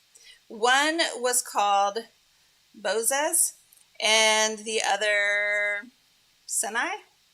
One cliff stood to the north toward Michmash, and the other to the south toward Geba. Jonathan said to the young armor-bearer, "Come, let's go over to the outpost of those uncircumcised men. Perhaps the Lord will act in our behalf. Nothing can hinder the Lord from saving, whether by many or by few." "Do all that you have in mind," his armor-bearer said. "Go ahead. I am with you, heart and soul." Jonathan said, "Come on then. We will cross over toward them and let them see us. If they say to us, 'Wait there until we come to you,' we will stay where we are and not go up to them. But if they say, 'Come up to us,' we will climb up, because that will be our sign that the Lord has given them into our hands." So both of them showed themselves to the Philistine outpost. "Look," said the Philistines, "the Hebrews are crawling out of the holes they were hiding in." The men of the outpost shouted to Jonathan and his armor-bearer, "Come up to us, and we'll teach you a lesson." So Jonathan said to his armor-bearer, "Climb up after me. The Lord has given them into the hand of Israel." Jonathan climbed up, using his hands and feet, with his armor-bearer right behind him. The Philistines fell before Jonathan, and his armor-bearer followed and killed behind him. In that first attack, Jonathan and his armor-bearer killed some 20 men in an area of about half an acre. Then panic struck the whole army, those in the camp and the field, and those in the outposts and raiding parties, and the ground shook. It was panic sent by God. Saul's outlooks at Gibeah in Benjamin saw the army melting away in all directions. Then Saul said to the men who were with him, "Muster the forces and see who has left us." When they did, it was Jonathan and his armor-bearer who were not there. Saul said to Ahijah, bring the ark of God. While Saul was talking to the priest, the tumult in the Philistine camp increased more and more. So Saul said to the priest, withdraw your hand. Then Saul and all his men assembled and went to the battle. They found the Philistines in total confusion, striking each other with their swords. Those Hebrews who had previously been with the Philistines and had gone up with them to their camp went over to the Israelites who were with Saul and Jonathan. When all the Israelites who had hidden in the hill country of Ephraim heard that the Philistines were on the run, they joined the battle in hot pursuit. So on that day, the Lord saved Israel, and the battle moved on beyond Beth Aven. Jonathan eats honey. Okay. Now the Israelites were in distress that day because Saul had bound the people under an oath, saying, cursed by anyone who eats food before evening comes, before I have avenged myself on my enemies. So none of the troops tasted food. The entire army entered the woods, and there was honey on the ground. When they went into the woods, they saw the honey oozing out, yet no one put his hand to his mouth because they feared the oath. But Jonathan had not heard his father had bound the people with the oath, so he reached out to the end of the staff that was in his hand and dipped it into the honeycomb. He raised his hand to his mouth, and his eyes brightened. Then one of his soldiers told him, your father has bound the army under a strict oath, saying, cursed be anyone who eats food today. That is why the men are faint. Jonathan said, my father has made trouble for the country. See how my eyes brightened when I tasted a little bit of this honey? How much better it would have been if the men had eaten today some of the plunder they took from their enemies. Would not the slaughter of the Philistines have been even greater? That day, after the Israelites had struck down the Philistines from Michmash to Aijalon, they were exhausted. They pounced on the plunder, and taking sheep, cattle, and calves, they butchered them to the ground and ate them, together with the blood. Then someone said to Saul, look, the men are sinning against the Lord by eating meat that has blood in it. You have broken faith, he said. Roll a large stone over here at once. Then he said, go out among the men and tell them, each of you bring me cattle and sheep and slaughter them here and eat them. Do not sin against the Lord by eating meat with blood still in it. So everyone brought an ox that night and slaughtered it there. Then Saul built an altar to the Lord. It was the first time he had done this. Saul said, let us go down and pursue the Philistines by night and plunder them till dawn, and let us not leave one of them alive. Do whatever seems best to you, they replied. But the priest said, let us inquire of God here. So Saul asked God, shall I go down and pursue the Philistines? Will you give them into Israel's hand? But God did not answer him that day. Saul therefore said, come here, all you who are leaders of the army, and let us find out what sin has been committed today. As surely as the Lord who rescues Israel lives, even if the guilt lies with my son Jonathan, he must die. But not one of them said a word. Saul then said to all the Israelites, you stand over there, and I, Jonathan, my son, will stand over here. Do what seems best to you, they replied. Then Saul prayed to the Lord, the God of Israel, why have you not answered your servant today? If the fault is in me or my son Jonathan, respond with Urim, But if the men of Israel are at fault, respond with Thummim. Jonathan and Saul were taken by lot, and the men were cleared. Saul said, "Cast the lot between me and Jonathan, my son." And Jonathan was taken. Then Saul said to Jonathan, "Tell me what you have done." So Jonathan told him, "I tasted a little honey with the end of my staff, and now I must die." Saul said, "My God, deal with me, be it ever so severely, if you do not die, Jonathan." But the men said to Saul, "Should Jonathan die, he who has brought about his great deliverance in Israel, never, as surely as the Lord lives, not a hair of his head will fall to the ground, for he did this today with God's help."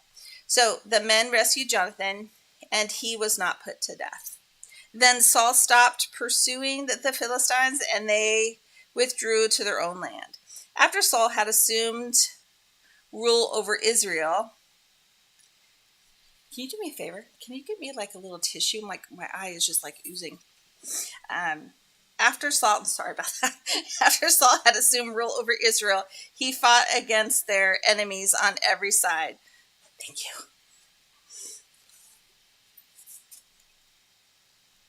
Okay. Where am I? Moab, the Ammonites, Edom, the kings of Zobah, and the Philistines. Wherever he turned, he inflicted punishment on them. He fought valiantly and defeated the Amalekites, delivering Israel from the hands of those who had plundered them. Saul's sons were Jonathan. More names. Okay, Saul's sons were Jonathan, Ishvi, and Milcah-Shua. The name of his older daughter was Merab, and that of his younger was Michael. His wife's name was Ahinoam, daughter of Ahimaaz. The name of the commander of Saul's army was Abner, son of Ner, and Ner was Saul's uncle. Saul's father, Kish, and Abner's father, Ner, were sons of Abiel. All the days of Saul, there were bitter wars with the Philistines, and whenever Saul saw a mighty or brave man, he took him into his service. Chapter 15. Samuel said to Saul, "I am the one the Lord sent to anoint you king over his people Israel. So listen now to the message from the Lord. This is what the Lord Almighty says. I will punish the Amalekites for what they did to Israel when they waylaid them as they came up from Egypt. Now go attack the Amalekites to totally destroy all that belongs to them. Do not spare them. Put to death men and women, children and infants, cattle and sheep, camels and donkeys." So Saul summoned the men and mustered them at Telaim. 200,000 foot soldiers. 200,000 foot soldiers. That makes more sense. And 10,000 from Judah. Saul went to the city of Amalek and set an ambush in the ravine.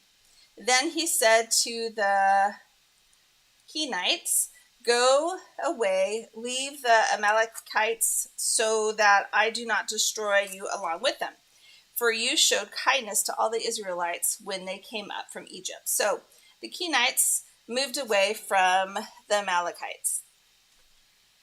Then Saul attacked the Amalekites all the way from Havilah to Shur, near the eastern border of Egypt. He took Agag, king of the Amalekites, alive, and his people he totally destroyed with his sword. But Saul and the army spared Agag and the best of the sheep and cattle, the fat calves and lambs, everything that was good.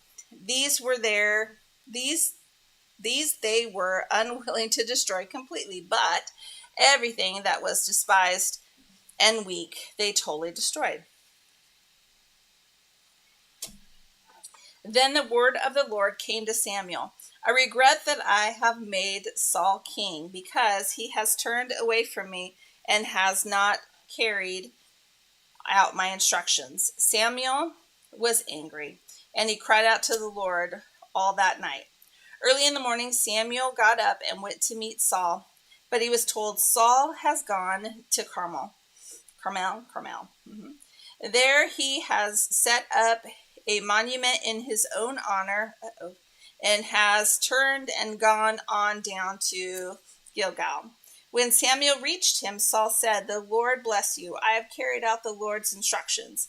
But Samuel said, What then is this bleating of sheep in my ears? What is the lowing of cattle that I hear? Samuel answered, The soldiers brought them from the Amalekites. They spared the best of the sheep and cattle to sacrifice to the Lord your God, but we totally destroyed the rest. Enough, Samuel said to Saul. Let me tell you what the Lord said to me last night. Tell me, Saul replied. Samuel said, Although you were once small in your own eyes, did you not become the head of the tribes of Israel? The Lord anointed you king over Israel, and he sent you on a mission, saying, Go and completely destroy those wicked people, the Amalekites.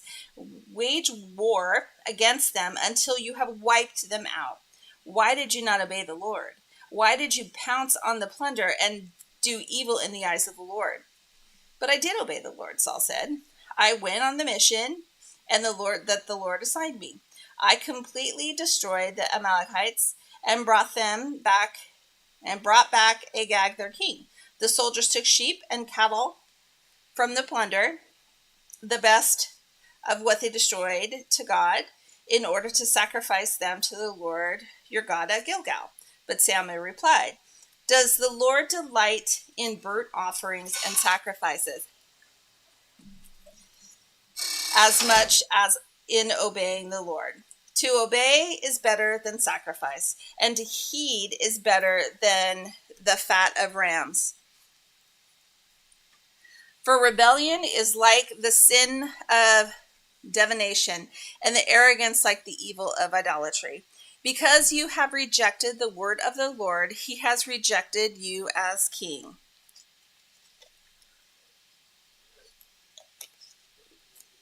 Then Saul said to Samuel, I have sinned. I violated the Lord's command and your instructions. I was afraid of the men, so I gave in to them. Now I beg you, forgive my sin and come back with me so that I may worship the Lord.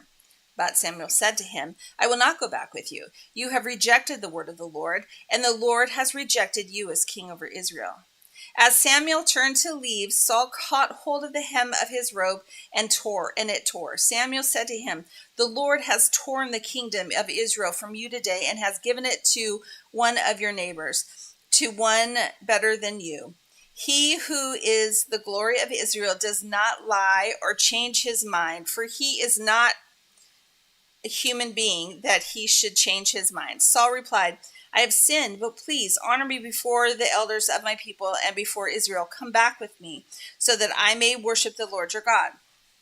So Samuel went back with Saul, and Saul worshiped the Lord. Then Samuel said, Bring me Agag, the king of the Amalekites.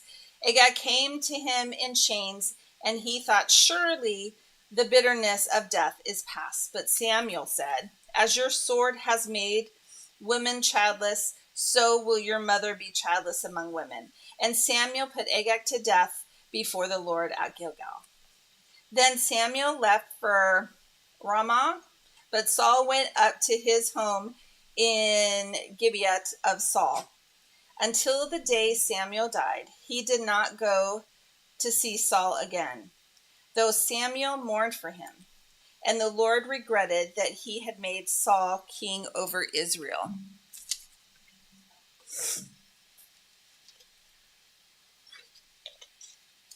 Okay, chapter 16. The Lord said to Samuel, How long will you mourn over Saul? since I have rejected him as king over Israel. Fill your horn with oil and be on your way.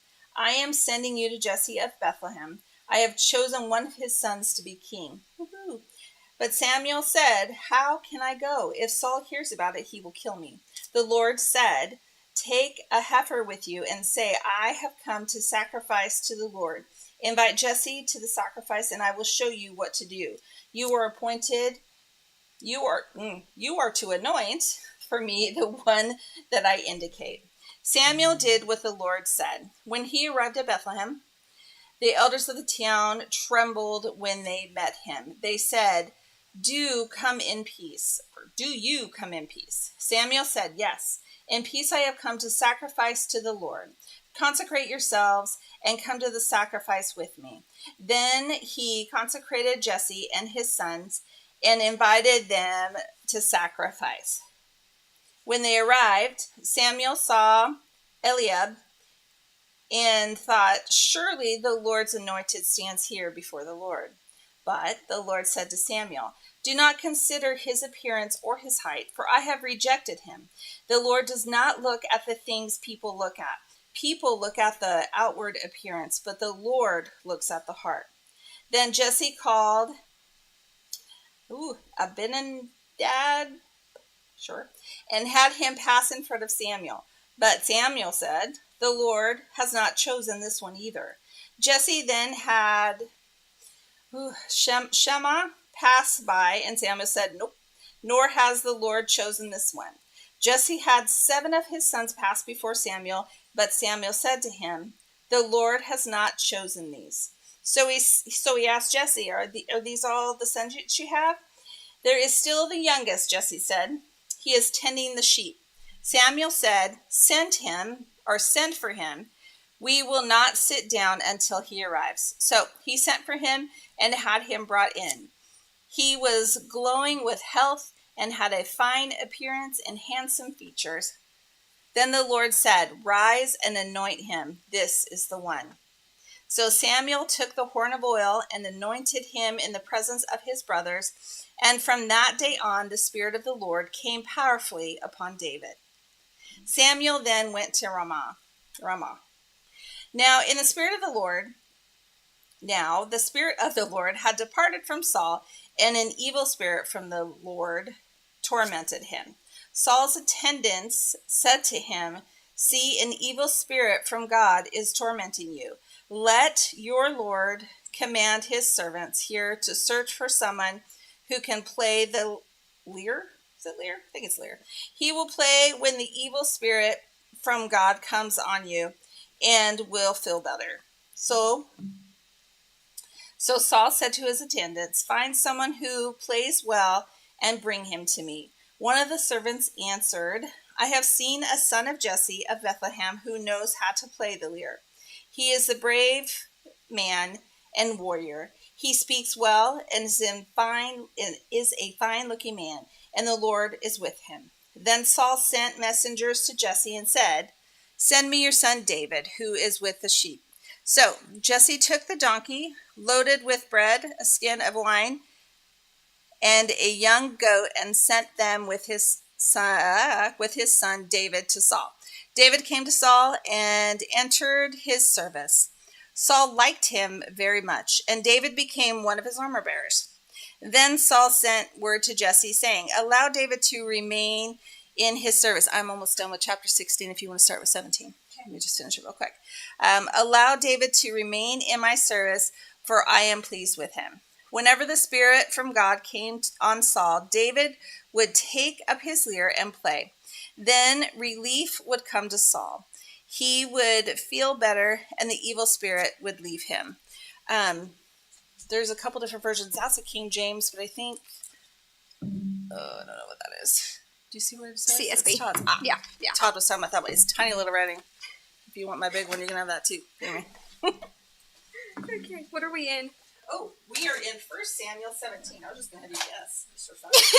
Are you going to read that one? You good? Sure. 1 Samuel 17. 1 Samuel chapter 17. All right. Oh boy, 17's a long one. Thanks, Deb. All right. 1 Samuel chapter 17. The Philistines gathered their forces for war at Socoh in Judah and camped between Socoh and Azekah in Ephes Damim. Saul and the men of Israel gathered and camped in the valley of Elah, and they lined up in battle formation to face the Philistines. The Philistines were standing on one hill, and the Israelites were standing on another hill, with the ravine between them. Then a champion named Goliath from Gath came out from the Philistine camp.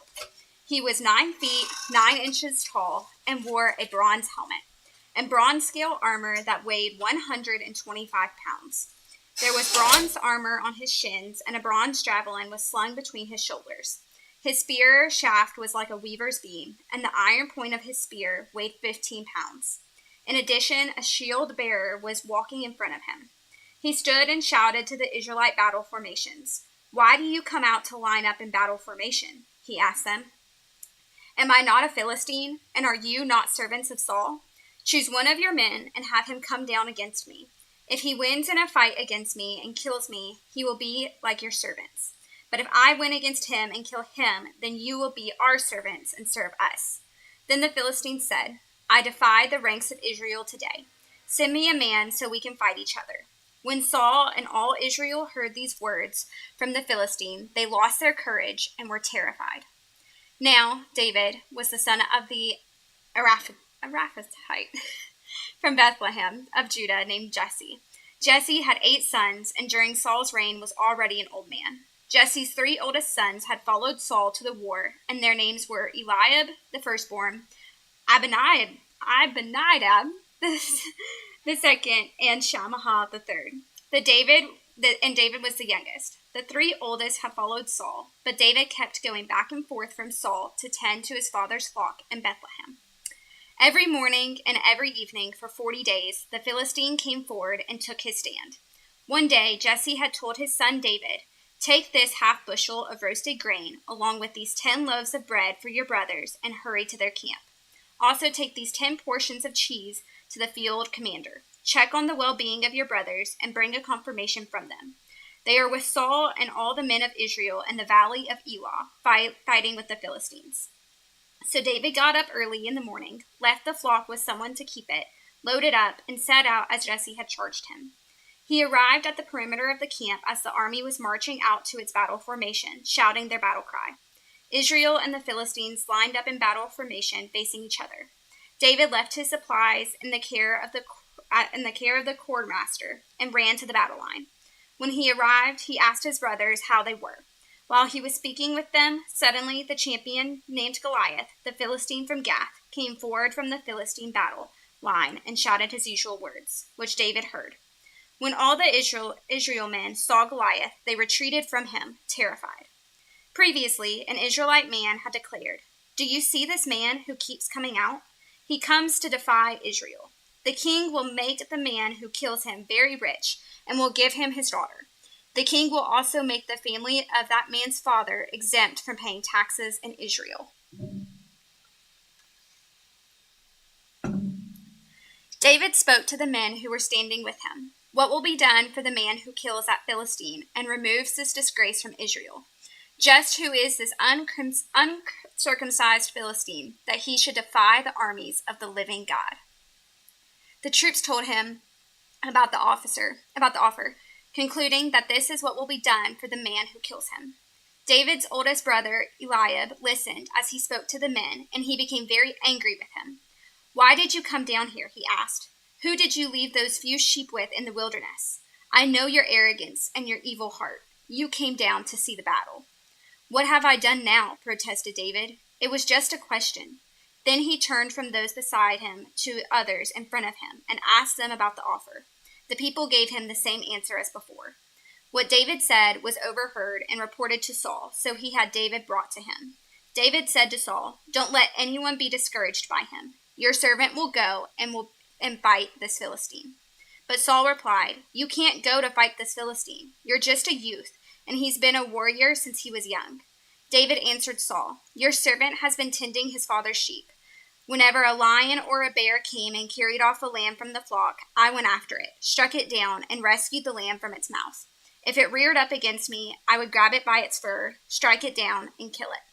Your servant has killed lions and bears. This uncircumcised Philistine will be like one of them, for he has defied the armies of the living God." Then David said, "The Lord who rescued me from the paw of the lion and the paw of the bear will rescue me from the hands of this Philistine." Saul said to David, "Go, and may the Lord be with you." Then Saul had his own military clothes put on David. He put a bronze helmet on David's head and had him put on armor. David strapped his sword on over the military clothes and tried to walk, but he was not used to them. "I can't walk in these," David said to Saul. "I'm not used to them." So David took them off. Instead, he took his staff in his hand and chose 5 smooth stones from the wadi, and then put him in his pouch, in the shepherd's bag. Then, with his sling in his hand, he approached the Philistines. The Philistine came closer and closer to David, the shield bearer in front of him. When the Philistine looked and saw David, he despised him because he was just a youth, healthy and handsome. He said to David, "Am I a dog that you come against me with sticks?" Then he cursed David by his gods. "Come here," the Philistine called to David, "and I'll give your flesh to the birds of the sky and the wild beasts." David said to the Philistine, "You come against me with a sword, spear, and javelin, but I come against you in the name of the Lord of armies, the God of the ranks of Israel. You have defied him. Today the Lord will hand you over to me. Today I'll strike you down, remove your head, and give you the corpses of the Philistine camp to the birds of the sky and the wild creatures of the earth. Then all the world will know that Israel has a God, and this whole assembly will know that it is not by sword or by spear that the Lord saves, for the battle is the Lord's. He will hand you over to us." When the Philistine started forward to attack him, David ran quickly to the battle line to meet the Philistine. David put his hand in the bag, took out a stone, slung it, and hit the Philistine on his forehead. The stone sank into his forehead and fell face down to the ground. David defeated the Philistine with a sling and a stone. David overpowered the Philistine and killed him without having a sword. David ran and stood over him. He grabbed the Philistine's sword, pulled it from its sheath, and used it to kill him. Then he cut off his head. When the Philistines saw that their hero was dead, they fled. The men of Israel and Judah rallied, shouting their battle cry, and chased the Philistines to the entrance of the valley and to the gates of Ekron. Philistine bodies were strewn all along the Sharim road to Gath and Ekron. When the Israelites returned from the pursuit of the Philistines, they plundered their camps. David took Goliath's head and brought it to Jerusalem, but he put Goliath's weapons in his own tent. When Saul had seen David going out to confront the Philistine, he asked Abner, the commander of the army, "Whose son is this, you Abner?" "Your Majesty, as surely as you live, I don't know," Abner replied. The king said, "Find out whose son this young man is." When David returned from killing the Philistine, Abner took him and brought him before Saul with the Philistine's head in his hand. Saul said to him, "Whose son are you, young man?" "The son of your servant Jesse of Bethlehem," David answered. Chapter 18. When David had finished speaking with Saul, Jonathan was bound to David in close friendship and loved him as much as he loved himself. Saul kept David with him from that day on and did not let him return to his father's house. Jonathan made a covenant with David because he loved him as much as himself. Then Jonathan removed the robe he was wearing and gave it to David, along with his military tunic, his sword, his bow, and his belt. David marched out with the army and was successful in everything Saul sent him to do.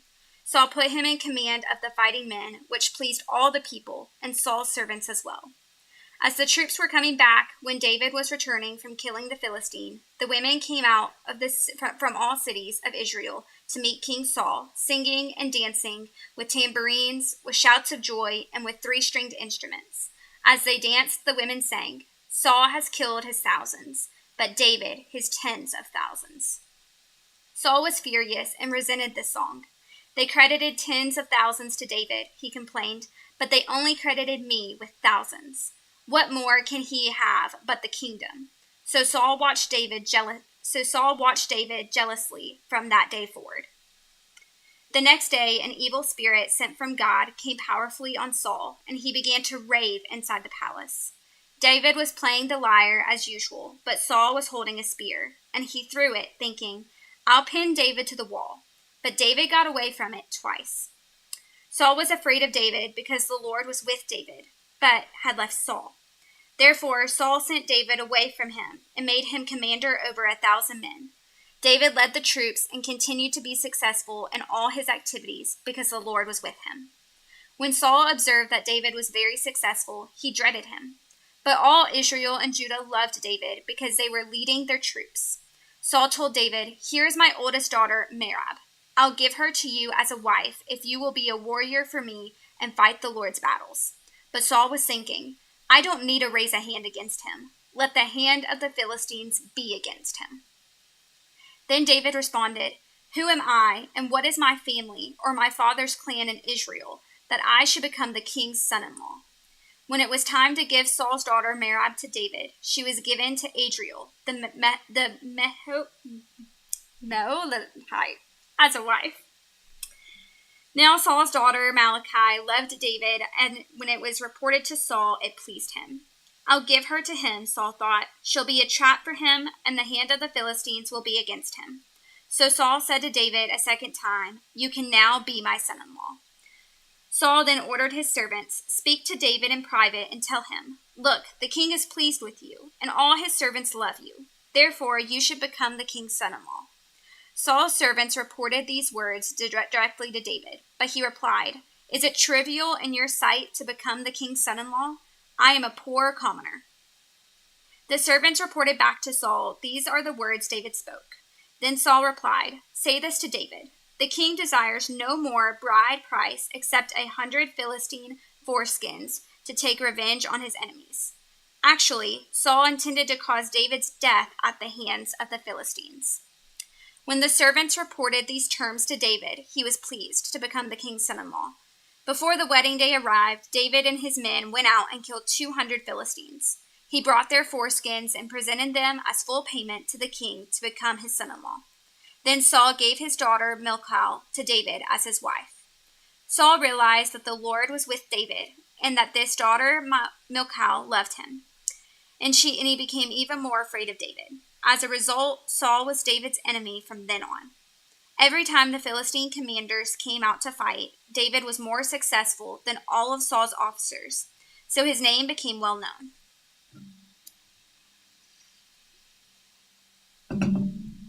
Chapter 19.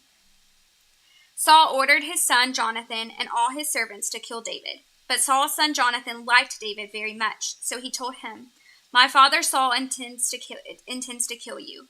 Be on your guard in the morning and hide in a secret place and stay there. I'll go out and stand beside my father in the field where you are and talk to him about you. When I see what he says, I'll tell you." Jonathan spoke well of David to his father Saul. He said to him, "The king should not sin against his servant David. He hasn't sinned against you. In fact, his actions have been a great advantage to you. He took his life in his hands when he struck down the Philistine, and the Lord brought about a great victory for all Israel. You saw it and rejoiced, so why would you sin against innocent blood by killing David for no reason?" Saul listened to Jonathan's advice and swore an oath. "As surely as the Lord lives, David will not be killed." So Jonathan summoned David and told him all these words. Then Jonathan brought David to Saul, and he served him as he did before. When war broke out again, David went out and fought against the Philistines. He defeated them with such great force that they fled from him. Now an evil spirit sent from the Lord came on Saul as he was sitting in his palace holding a spear. David was playing the lyre, and Saul tried to pin David to the wall with the spear. As the spear struck the wall, David eluded Saul, ran away, and escaped that night. Saul sent agents to David's house to watch for him and kill him in the morning. But his wife Michal warned David, "If you don't escape tonight, you will be dead tomorrow." So she lowered David from the window, and he fled and escaped. Then Michal took the household idol and put it on the bed, placed some goat hair on its head, and covered it with a garment. When Saul sent agents to seize David, Michal said, "He's sick."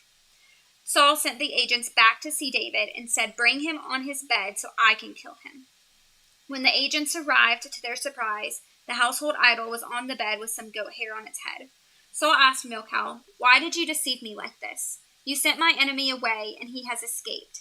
She answered him, "He said to me, 'Let me go. Why should I kill you?'" So David fled and escaped and went to Samuel at Ramah and told him everything Saul had done to him. Then he and Samuel left and stayed at Naioth.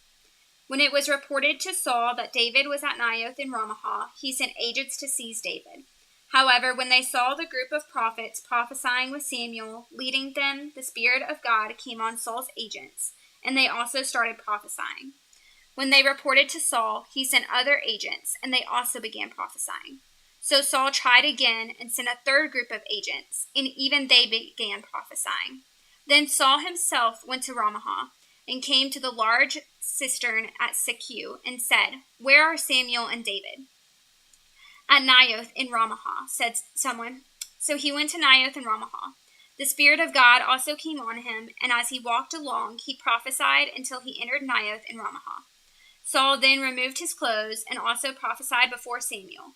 He collapsed and lay naked all that day and all that night. That is why they say, "Is Saul also among the prophets?" Chapter 20. David fled from Naioth in Ramah and came to Jonathan and asked, "What have I done? What did I do wrong?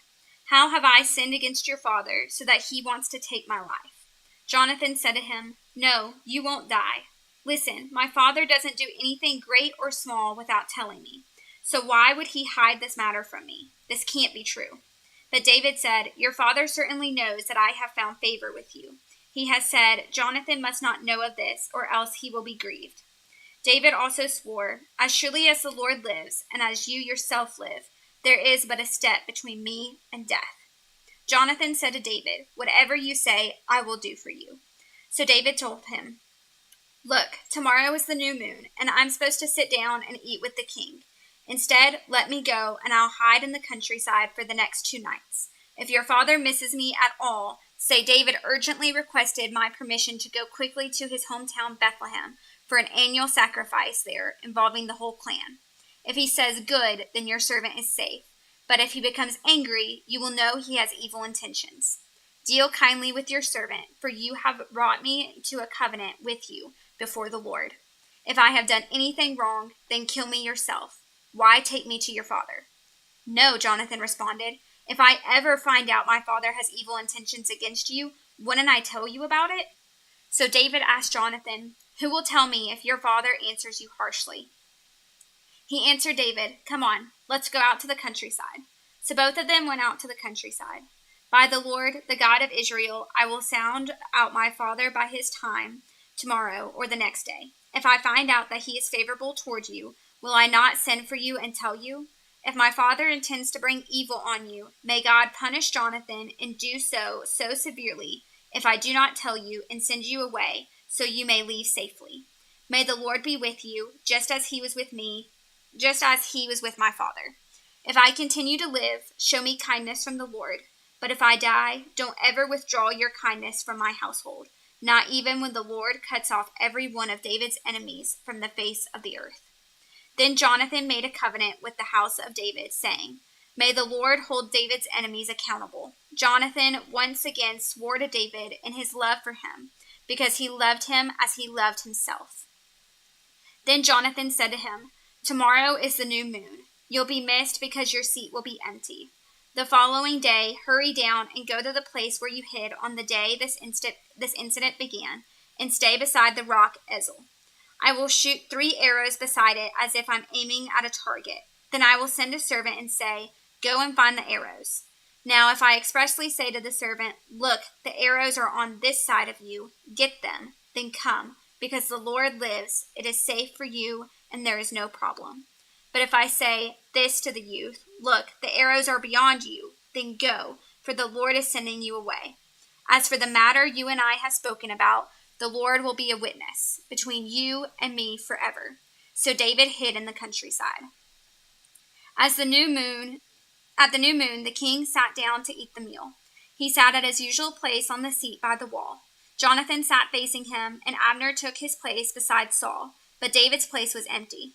Saul did not say anything that day because he thought, something unexpected has happened. He must be ceremonially unclean. Yes, that's it. He is unclean. However, the day after the new moon, the second day, David's place was still empty. And Saul asked his son Jonathan, "Why didn't Jesse's son come to the meal either yesterday or today?"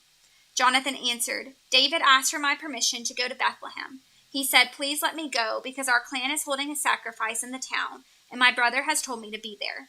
So now if I have found favor with you, let me go so I can see my brothers.' That's why he didn't come to the king's table." Then Saul became angry with Jonathan and shouted, "You son of a perverse and rebellious woman, don't I know that you are siding with Jesse's son to your own shame and to the sons' lives on earth, and you and your kingship are not secure? Now send for him and bring him to me. He must die." Jonathan answered his father back, "Why is he to be killed? What has he done?" Then Saul threw his spear at Jonathan to kill him. So he knew that his father was determined to kill David. He got up from the table, fiercely angry, and did not eat any food that second day of the new moon, for he was grieved because of his father's shameful behavior toward David. In the morning, Jonathan went out to the countryside for the appointed meeting with David. A young servant was with him. He said to the servant, "Run and find the arrows I'm shooting." As the servant ran, Jonathan shot an arrow behind him. He came to the location of the arrow, and Jonathan had shot, but Jonathan called to him and said, "The arrow is beyond you, isn't it?" Then Jonathan called to him, "Hurry up and don't stop." Jonathan's servant picked up the arrow and returned to his master. He did not know anything, only Jonathan and David knew the arrangement. Then Jonathan gave his equipment to the servant who was with him and said, "Go take it back to the city." When the servant had gone, David got up from the south side of the stone Ezel, fell face down to the ground, and paid homage 3 times. Then he and Jonathan kissed each other and wept with each other, though David wept more. Jonathan then said to David, Go in the assurance the two of us pledged in the name of the Lord when we said, 'The Lord will be a witness between you and me, and between my offspring and your offspring forever.'" Then David left, and Jonathan went into the city.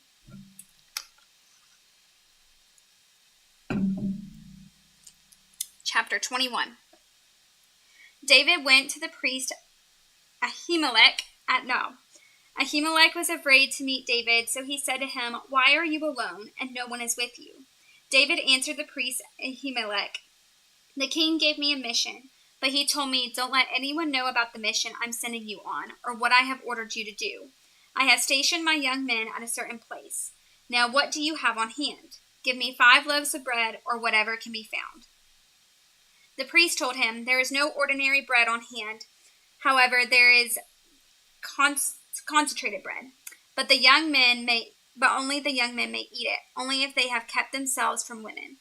David answered him, 'I swear that women are being kept from us, as always when I go out to battle. The young men's bodies are consecrated even on an ordinary mission. So of course their bodies are consecrated today.' So the priest gave him the consecrated bread, for there was no bread there except the bread of the presence that had been removed from the presence of the Lord. When the bread was removed, it had been replaced with warm bread. One of Saul's servants detained before the Lord was there that day. His name was Doeg the Edomite, chief of Saul's shepherds. David said to Ahimelech, 'Do you have a spear or a sword on hand?' 'I didn't even bring my sword or my weapons, since the king's mission was urgent.' The priest replied, 'The sword of Goliath the Philistine, whom you killed in the valley of Elah, is here, wrapped in a cloth behind the ephod. If you want to take it for yourself, then take it, for there isn't another one here.' 'There's none like it,' David said. 'Give it to me.' David fled that day from Saul's presence and went to King Achish of Gath. But Achish's servants told him, Isn't this David, the king of the land? Don't they sing about him during their dances? Saul has killed his thousands, but David his tens of thousands.' David took this of heart and became very afraid of King Achish of Gath. So he pretended to be insane in their presence. He acted like a madman around them, scribbling on the doors of the city gate and letting saliva run down his beard. 'Look, you can see the man is crazy,' Achish said to his servants. Why did you bring him to me? Do I have such a shortage of crazy people that you thought this one to act crazy around me? Is this one going to come into my house?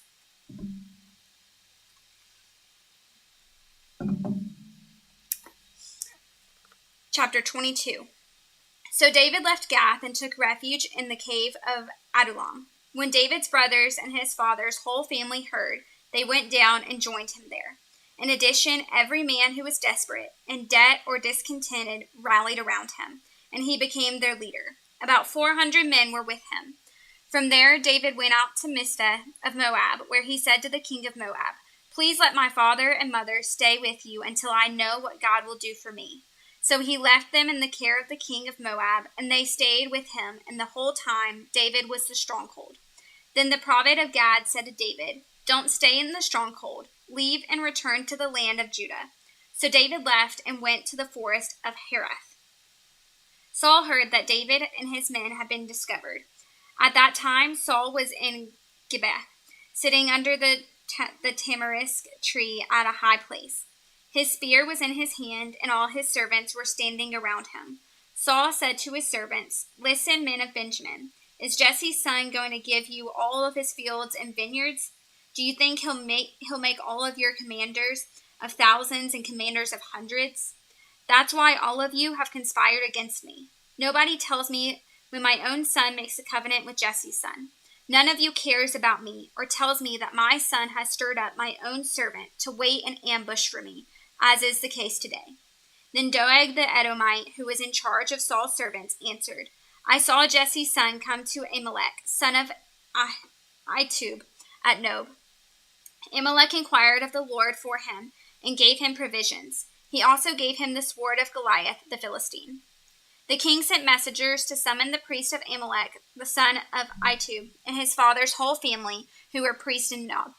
All of them came to the king. Then Saul said, "Listen, son of Ahitub, I'm at your service, my lord," he said. Saul asked him, "Why did you and Jesse's son conspire against me? You gave him bread and a sword and inquired of God for him, so he could rise up against me and wait in ambush, as is the case today." Ahimelech replied to the king, "Who among all you servants is as faithful as David? He is the king's son-in-law, captain of your bodyguard, and honored in your house. Was today the first time I inquired of God for him? Of course not.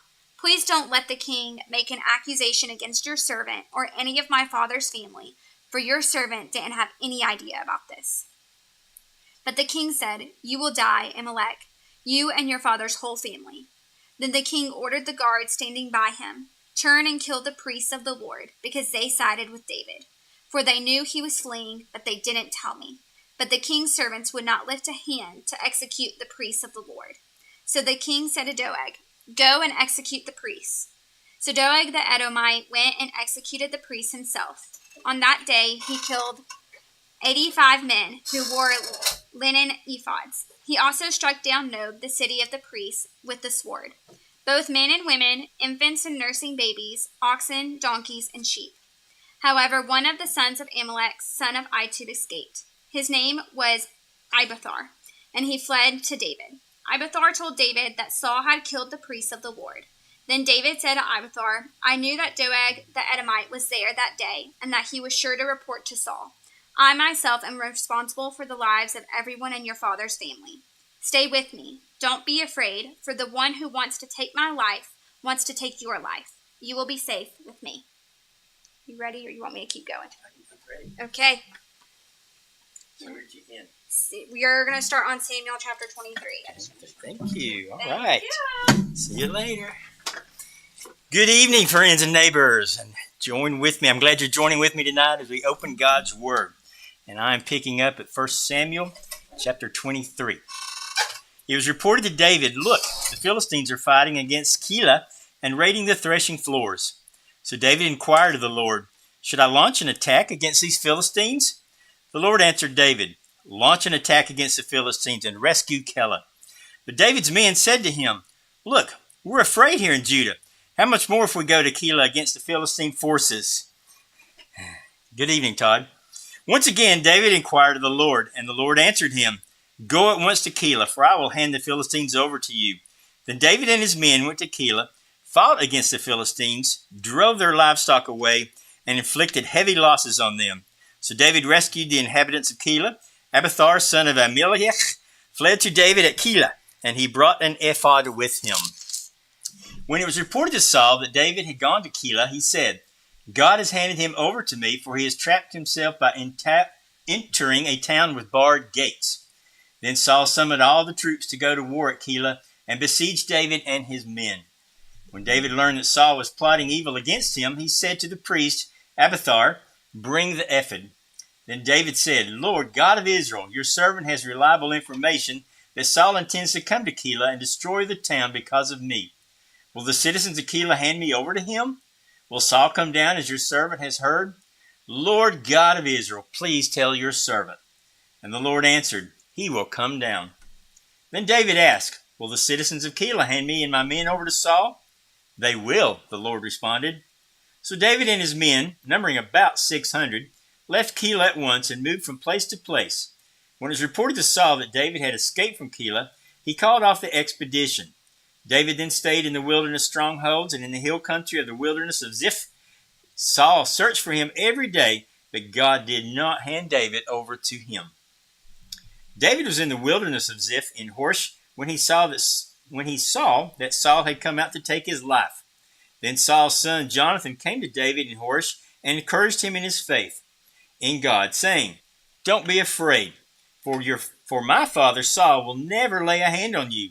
You yourself will be king over Israel, and I'll be your second in command. Even my father Saul knows it is true. Then the two of them made a covenant in the Lord's presence. Afterward, David remained in Horsh, while Jonathan went home. David's narrow escape. Some Ziphites came up to Saul at Gibeah and said, David is hiding among us in the thresholds or in the strongholds in Horsh, on the hill of Heklah, south of Jeshimon. Now, when the king wants to come down, let him come down. Our part will be to hand him over to the king. May you be blessed by the Lord, replied Saul, for you have shown concern for me. Go and check again.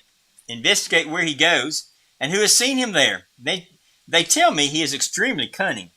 Investigate all the places where he hides. Then come back to me with accurate information, and I'll go with you. If it turns out he really is in the region, I'll search for him among all the clans of Judah. So they went to Ziph ahead of Saul. Now David and his men were in the wilderness near Maon in the Arabah, south of Jeshimon, and Saul and his men went to look for him. When David was told about it, he went down to the rock and stayed in the wilderness of Maon. Saul heard of this and pursued David there. Saul went along one side of the mountain, and David and his men went along the other side. Even though David was hurrying to get away from Saul, Saul and his men were closing in on David and his men to capture them. Then a messenger came to Saul saying, come quickly, because the Philistines have raided the land. So Saul broke off his pursuit of David and went to engage the Philistines. Therefore that place was named the Rock of Separation. From there David went up and stayed in the strongholds of En-gedi, or En-gedi. Chapter 24. When Saul returned from pursuing the Philistines, he was told, David is in the wilderness near En-gedi. So Saul took 3,000 of Israel's fit young men and went to look for David and his men in front of the rocks of the wild goats. When Saul came to the sheep pens along the road, a cave was there, and he went in to relieve himself. David and his men were staying in the recesses of the cave, so they said to him, look, this is the day the Lord told you about. I will hand your enemy over to you so you can do whatever you want, whatever you desire. This is one of my favorite stories. I love this one. Then David got up and secretly cut off the corner of Saul's robe. Afterward, David's conscience bothered him because he cut off the corner of Saul's robe, and he said to his men, I swear before the Lord I would never do such a thing to my Lord, the Lord's anointed. I will never lift my hand against him, since he is the Lord's anointed. With these words, David persuaded his men, and he did not let them rise up against Saul. Then Saul left the cave and went on his way, and after that David got up, went out of the cave, and called to Saul, My Lord the king! When Saul looked behind him, David knelt low with his face to the ground and paid homage. David said to Saul, Why do you listen to the words of people who say, Look, David intends to harm you? You can see with your own eye that the Lord handed you over to me today in the cave. Someone advised me to kill you, but I took pity on you and said, I won't lift my hand against my Lord, since he is the Lord's anointed. Look, my father, look at the corner of your robe in my hand, for I cut it off. But I didn't kill you. Recognize that I've committed no crime or rebellion. I haven't sinned against you, even though you are hunting me down to take my life. May the Lord judge between me and you, and may the Lord take vengeance on you for me, but my hand will never be against you. And as the old proverb says, wickedness comes from wicked people. My hand will never be against you. Who has the king of Israel come after?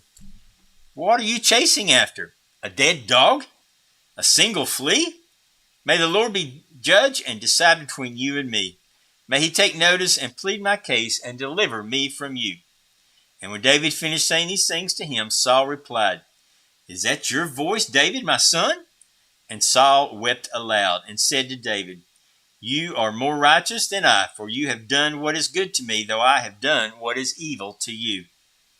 You yourself have told me today what good you did for me. When the Lord handed me over to you, you didn't kill me. When a man finds his enemy, does he let him go unharmed? May the Lord repay you with good for what you've done for me today.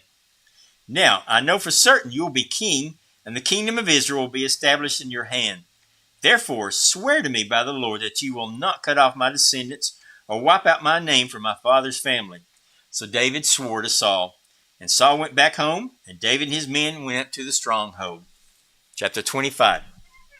Samuel died, and all Israel assembled to mourn for him, and they buried him by his home in Ramah.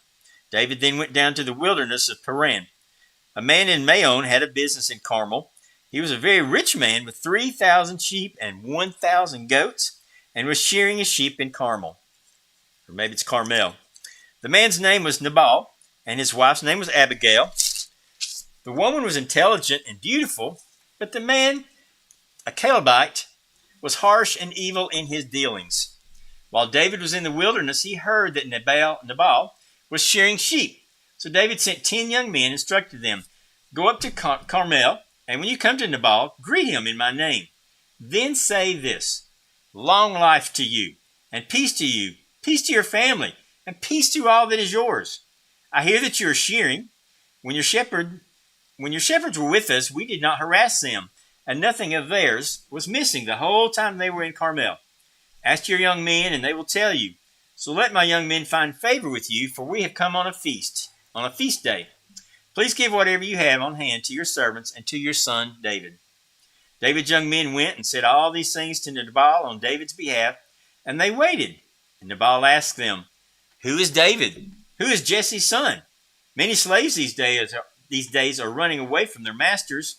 Am I supposed to take my bread and my water and my meat that I butchered for my shears and give them to these men? I don't know where they're from. David's young men retraced their steps, and when they returned to him, they reported all these words. He said to his men, All of you put on your swords. So each man put on his sword, and David also put on his sword. And about 400 men followed David, while 200 stayed with the supplies. One of Nabal's young men informed Abigail, Nabal's wife, Look, David sent messengers from the wilderness to greet our master, but he screamed at them. The men treated us very well. When we were in the field, we weren't harassed, and nothing of ours was missing the whole time we were living among them. They were a wall around us, both day and night, the entire time we were with them, herding the sheep. Now, consider carefully what you should do, because there's certain to be trouble for our master and his entire family. He is such a worthless fool, nobody can talk to him. Abigail hurried, taking 200 loaves of bread, 2 clay jars of wine, 5 butchered sheep, a bushel of roasted grain, 100 clusters of raisins, and 200 cakes of pressed figs, loaded them all on donkeys, and then she said to her male servants, Go ahead of me, I'll be right behind you. But she did not tell her husband Nabal. As she rode the donkey down a mountain pass hidden from view, she saw David and his men coming toward her and met them. David had just said, I guarded everything that belonged to this man in the wilderness for nothing. He was not missing anything, yet he paid me back evil for good. May God punish me, and do so severely if I let any of his males survive until morning. When Abigail saw David, she quickly got off the donkey, knelt down with her face to the ground, and paid homage to David. She knelt at his feet and said, "The guilt is mine, my lord, but please let your servant speak to you directly. Listen to the words of your servant. My lord should pay no attention to this worthless fool Nabal, for he lives up to his name. His name means stupid, and stupidity is all he knows. I, your servant, didn't see my lord's young men whom you sent. Now, my lord, as surely as the Lord lives, and as you yourself live, it is the Lord who kept you from participating in bloodshed and avenging yourself by your own hand. May your enemies and those who intend to harm my lord be like Nabal. Let this gift your servant has brought to my lord be given to the young men who follow my lord. Please forgive your servant's offense, for the Lord is certain to make a lasting dynasty for my lord, because he fights the Lord's battles. Throughout your life, may evil not be found in you. Someone is pursuing you and intends to take your life. My lord's life is tucked safely in the place where the Lord your God protects the living, but he is flinging away your enemies He is flinging away your enemies' lives like stones from a sling. When the Lord does for my lord all the good he promised you and appoints you ruler over Israel. I'm going to read that one again. When the Lord does for my lord all the good he promised you, and appoints you ruler over Israel, there will not be remorse or a troubled conscience for my lord because of needless bloodshed or my lord's revenge. And when the Lord does good things for my lord, may you remember me, your servant." Then David said to Abigail, "Blessed be the Lord God of Israel, who sent you to meet me today. May your discernment be blessed, and may you be blessed. Today you kept me from participating in bloodshed and avenging myself by my own hand. Otherwise, as surely as the Lord God of Israel lives, who prevented me from harming you, if you had not come quickly to meet me, Nabal wouldn't have had any males left by morning's light." Then David accepted what she had brought him and said, "Go home in peace. See, I have heard what you said and have granted your request." Then Abigail went to Nabal, and there he was in his house, holding a feast fit for a king. Nabal's heart was cheerful, and he was very drunk, so she didn't say anything to him until morning's light. In the morning, when Nabal sobered up, his wife told him about these events. His heart died, and he became a stone. About 10 days later, the Lord struck Nabal dead. When David heard that Nabal was dead, he said, "Blessed be the Lord, who championed my cause against Nabal's insults and restrained his servant from doing evil. The Lord brought Nabal's evil deeds back on his own head." Then David sent messengers to speak to Abigail about marrying him. When David's servants came to Abigail at Carmel, they said to her, "David sent us to bring you to him as a wife." She stood up, paid homage with her face to the ground, and said, "Here I am, your servant as a slave, to wash the feet of my Lord's servants." Then Abigail got up quickly, and with her 5 female servants accompanying her, rode on the donkey following David's messengers, and so she became his wife. David also married Ahinoam of Jezreel, and the 2 of them became his wives. But Saul gave his daughter Michal, David's wife, to Palti, son of Laish, who was from Galim. Chapter 26. And we're in 1 Samuel. Then the Ziphites came to Saul at Gibeah, saying, "David is hiding on the hill of Halach, opposite Jehosham." So Saul, accompanied by 3,000 of the fit men of Israel, went immediately to the wilderness of Ziph to search for David there. And Saul camped beside the road at the hill of Halach, opposite Jehosham. David was living in the wilderness, and discovered Saul had come there after him. So David sent out spies and knew for certain that Saul had come immediately. David went to the place where Saul had camped, and he saw the place where Saul and Abner, son of Ner, the commander of his army, were lying down. Saul was lying inside the inner circle of the camp with the troops camped around him. Then David asked Ahimelech the Hittite and Joab's brother Abishai, son of Zeruiah, "Who will go with me into this camp to Saul?" "I'll go with you," answered Abishai. That night David and Abishai came to the troops, and Saul was lying there asleep in the inner circle of the camp with his spear stuck in the ground by his head. Abner and the troops were lying around him. Then Abishai said to David, "Today God has delivered your enemy to you. Let me thrust the spear through him into the ground just once. I won't have to strike him twice." But David said to Abishai, "Don't destroy him, for who can lift a hand against the Lord's anointed and be innocent?" David added, "As the Lord lives, the Lord will certainly strike him down." Either his day will come and he will die, or he will go into battle and perish. However, because of the Lord, I will never lift my hand against the Lord's anointed. Instead, take the spear and the water jug by his head, and let's go." So David took the spear and the water jug by Saul's head, and they went their way. No one saw them, no one knew, and no one woke up. They all remained asleep because a deep sleep from the Lord had come over them. David crossed to the other side and stood on top of the mountain at a distance. There was a considerable space between them. Then David shouted to the troops and to Abner, son of Ner, "Aren't you going to answer, Abner?" Who are you? Who calls to the king?" Abner asked. David called to Abner, "You're a man, aren't you? Who in Israel is your weak equal? So why didn't you protect your lord the king when one of the people came to destroy him? What you have done is not good. As the Lord lives, all of you deserve to die, since you didn't protect your lord, the Lord's anointed. Now look around. Where are the king's spear and water jug that were by his head?" Saul recognized David's voice and asked, "Is that your voice, my son David?" "It is my voice, my lord and king," David said. Then he continued, "Why is the Lord pursuing his servant? What have I done? What crime have I committed? Now may my lord the king please hear the words of his servant. If it is the Lord who has incited you against me, then may he accept an offering.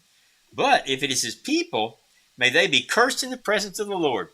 For today they have banished me from sharing in the inheritance of the Lord, saying, 'Go and worship other gods.' So don't let my blood fall to the ground far from the Lord's presence, for the king of Israel has come out to search for a single flea, like one who pursues a partridge in the mountains." Saul responded, "I have sinned. Come back, my son David. I will never harm you again because today you considered my life precious. I have been a fool. I've committed a grave error." And David answered, "Here's the king's spear. Have one of the young men come over and get it. The Lord will repay every man for his righteousness and his loyalty. I wasn't willing to lift my hand against the Lord's anointed, even though the Lord handed you over to me today. Just as I considered your life valuable today, so may the Lord consider my life valuable and rescue me from all trouble." And Saul said to him, "You are blessed, my son. David, you will certainly do great things and will also prevail." Then David went on his way, and Saul returned home. Chapter 27. And David said to himself, "One of these days I'll be swept away by Saul. There is nothing better for me than to escape immediately to the land of the Philistines. Then Saul will give up searching for me everywhere in Israel, and I'll escape from him." So David set out with his 600 men and went over to Achish, son of Maoch, the king of Gath. And David and his men stayed with Achish in Gath. Each man had his family with him, and David had his two wives, somebody of Jezreel and Abigail of Carmel, and Nabal's widow. When it was reported to Saul that David had fled to Gath, he no longer searched for him. Now David said to Achish, "If I have found favor with you, let me be given a place in one of the outlying towns, so I can live there. Why should your servant live in the royal city with you?" And that day Achish gave Ziklag to him, and it still belongs to the kings of Judah today. The length of time that David stayed in Philistine territory amounted to 1 year and 4 months. David and his men went up and raided the Geshurites and the Gizuts and the Amalekites. From ancient times they have been the inhabitants of the region, through Shur as far as the land of Egypt. And whenever David attacked the land, he did not leave a single person alive, either man or woman. But he took flocks, herds, donkeys, camels, and clothing. Then he came back to Achish, who inquired, "Where did you raid today?" And so David replied, "The south country of Judah, the south country of the Jerahmeelites, or the south country of the Kenites." And David did not let a man or woman live to be brought to Gath, for he said, "Or they will inform on us and say, 'This is what David did.'" This was David's custom during the whole time he stayed in the Philistine territory. So Achish trusted David, thinking, "Since he has made himself repulsive to his people Israel, he will be my servant forever." Chapter 28, and just a reminder, we're in 1 Samuel. And at that time, the Philistines gathered their military units into one army to fight against Israel. So Achish said to David, "You know, of course, that you and your men must march out in the army with me." And David replied to Achish, "Good, you'll find out what your servant can do." So Achish said to David, "Very well, I will appoint you as my permanent bodyguard." And by this time Samuel had died. All Israel had mourned for him and buried him in Ramah. his city, and Saul had removed the mediums and spiritists from the land. The Philistines gathered and camped at Shunem. So Saul gathered all Israel, and they camped at Gilboa. When Saul saw the Philistine camp, he was afraid, and his heart pounded. He inquired of the Lord, but the Lord did not answer him in dreams, or by the Urim, or by the prophets.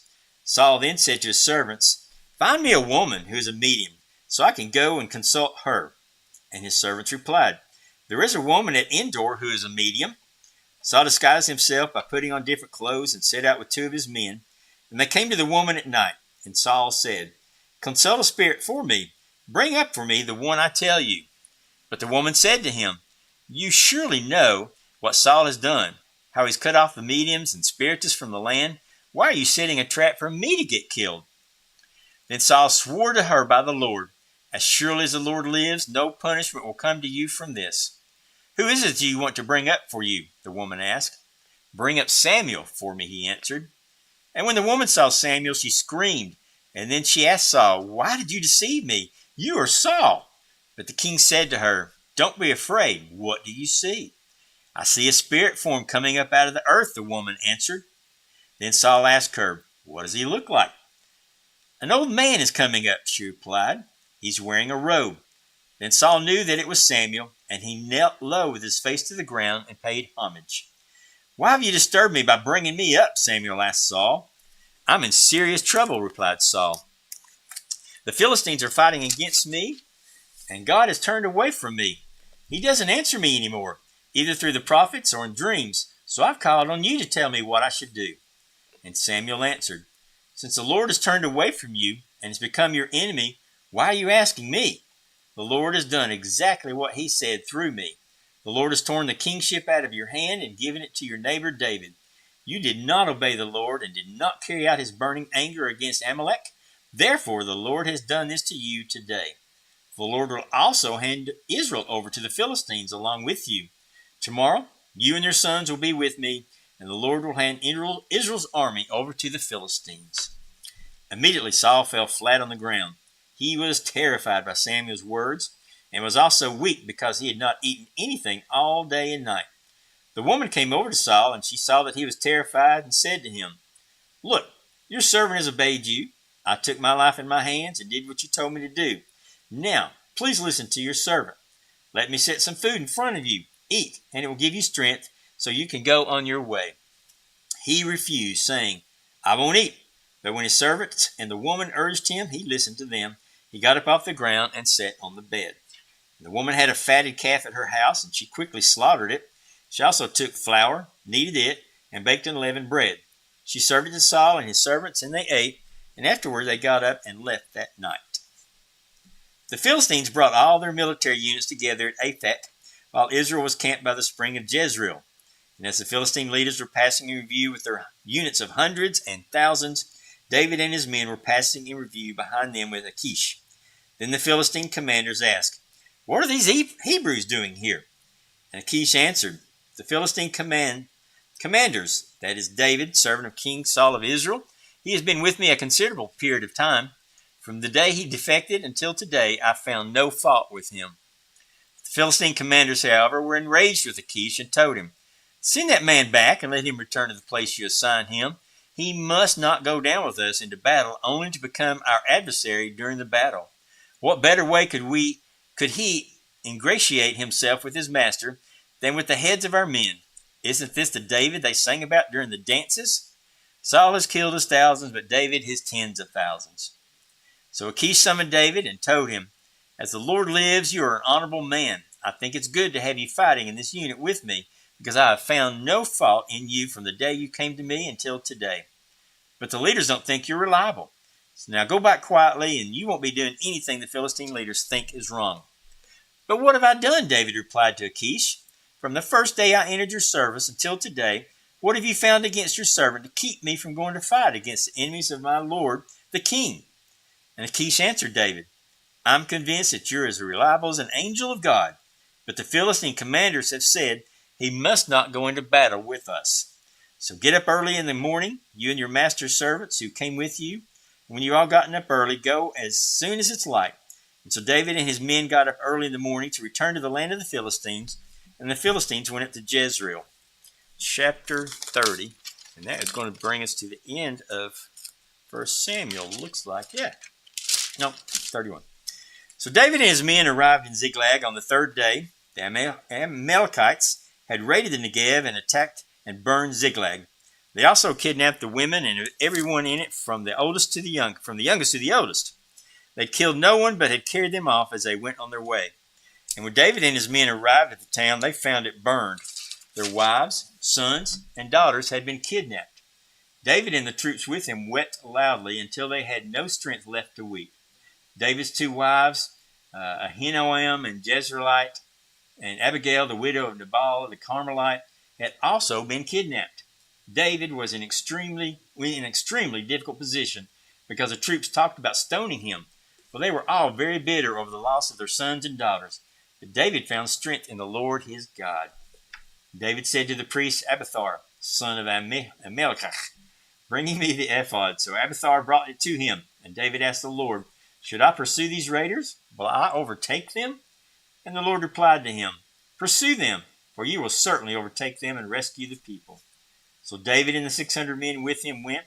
They came to the Wadi Besor, where some stayed behind. But David and 400 of the men continued the pursuit, while 200 stopped because they were too exhausted to cross the Wadi Besor. David's men found an Egyptian in the open country and brought him to David. They gave him some bread to eat and water to drink, and then they gave him some pressed figs and 2 clusters of raisins. After he ate, he revived, for he hadn't eaten food or drunk water for 3 days and 3 nights. Then David said to him, who do you belong to? Where are you from? I'm an Egyptian, the slave of Amalekite man, he said. My master abandoned me when I got sick 3 days ago.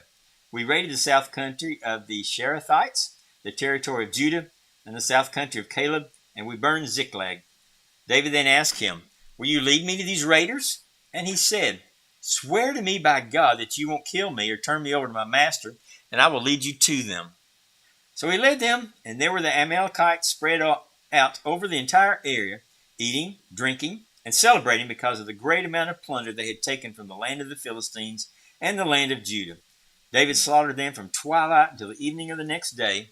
None of them escaped except 400 young men who got on camels and fled. David recovered everything the Amalekites had taken. He also rescued his 2 wives.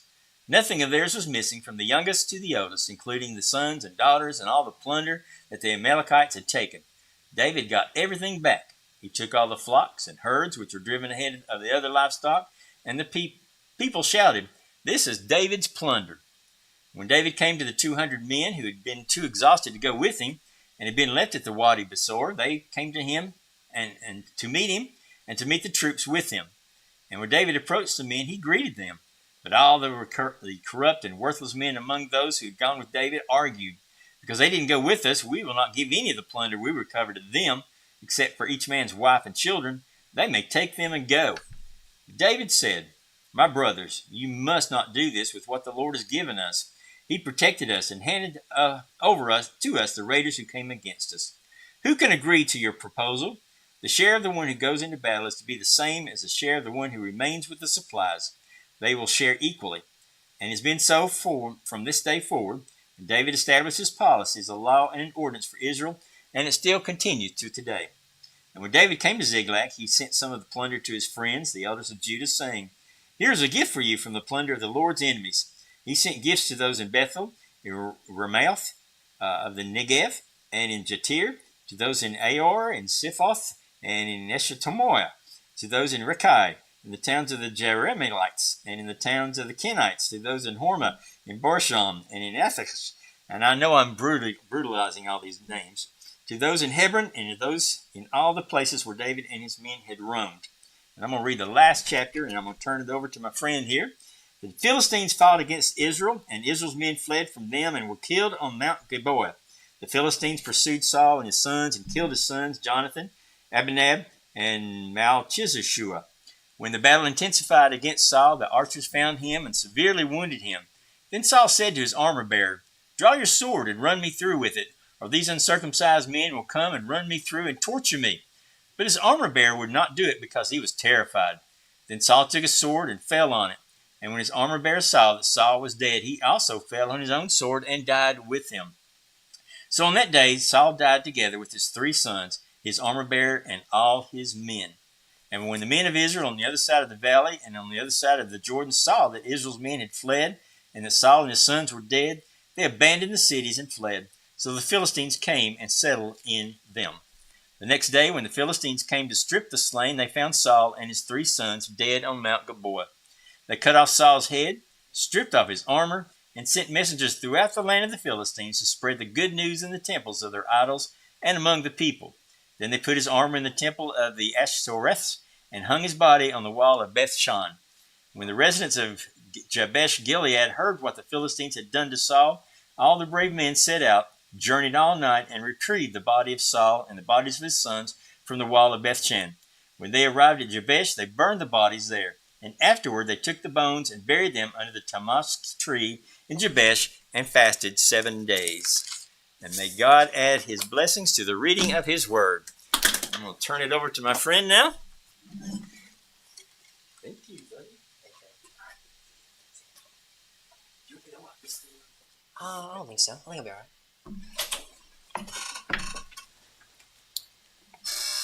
So, picking right up at 2 Samuel, the start of 2 Samuel, chapter 1, verse 1. After the death of Saul, David returned from striking down the Amalekites and stayed in Ziklag for 2 days. On the 3rd day, a man arrived from Saul's camp with his clothes torn and dust on his head. When he came to David, he fell to the ground to pay him honor. "Where have you come from?" David asked him. He answered, "I have escaped from the Israelite camp." "What happened?" David asked. "Tell me." "The men fled from the battle," he replied. "Many of them fell and died, and Saul and his son Jonathan are dead."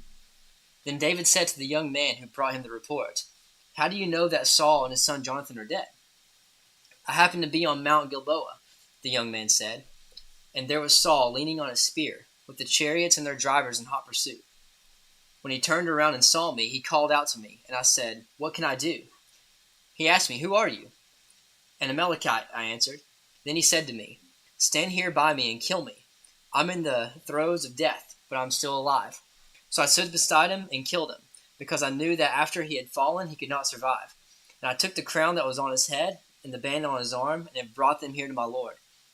Then David and all the men with him took hold of their clothes and tore them.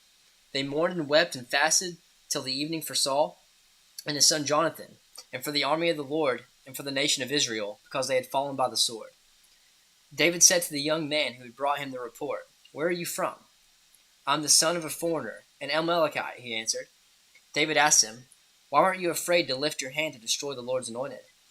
Then David called one of his men and said, "Go strike him down." So he struck him down and he died. For David had said to him, "Your blood be on your own head. Your own mouth testified against you when you said, 'I killed the Lord's anointed.'" David took up his lament concerning Saul and his son Jonathan, and he ordered that the people of Judah be taught this lament of the bow. It is written in the book of Jashar. "A gazelle lies slain on your heights, Israel. How the mighty have fallen. Tell it not in Gath. Proclaim it not in the streets of Ashkelon, lest the daughters of the Philistines be glad, lest the daughters of the uncircumcised rejoice. Mountains of Gilboa, may you have neither dew nor rain. May no showers fall on your terraced fields. For there the shield of the mighty was despised, the shield of Saul, no longer rubbed with oil. From the blood of the slain, from the flesh of the mighty, the bow of Jonathan did not turn back, the sword of Saul did not return unsatisfied. Saul and Jonathan in life, they were loved and admired, and in death they were not parted. They were swifter than eagles, they were stronger than lions. Daughters of Israel, weep for Saul, who clothed you in scarlet and finery, who adorned your garments with ornaments of gold. How the mighty have fallen in battle. Jonathan lies slain on your heights. I grieve for you, Jonathan, my brother. You were very dear to me. Your love for me was wonderful, more wonderful than that of women. How the mighty have fallen. The weapons of war have perished. In the course of time, David inquired of the Lord, "Shall I go up to one of the towns of Judah?" he asked. The Lord said, "Go up." David asked, "Where shall I go?" "To Hebron," the Lord answered. So David went up there with his 2 wives, and Ahinoam and Jezreel, and Abigail, the widow of Nabal of Carmel. David also took the men who were with him, each with his family, and they settled in Hebron and its towns. Then the men of Judah came to Hebron, and there they anointed David king over the tribe of Judah. When David was told that it was the men from Jabesh Gilead who had buried Saul, he sent messengers to them to say to them, "The Lord bless you for showing his kindness to Saul your master by burying him.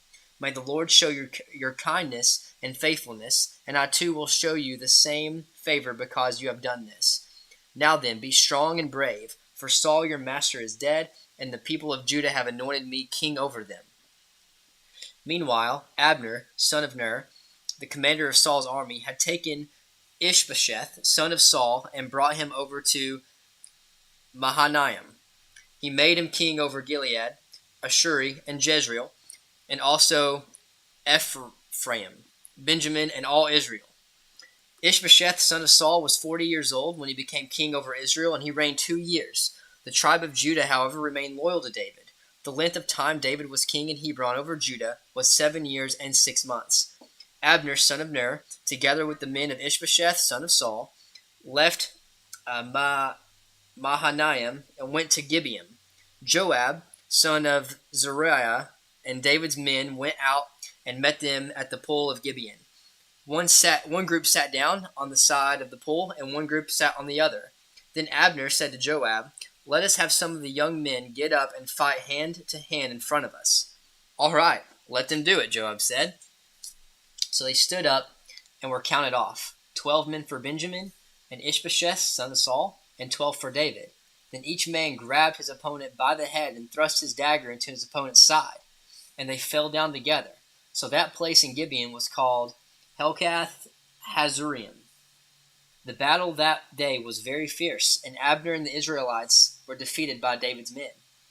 The 3 sons of Zeruiah were there, Joab, Abishai, and Asael.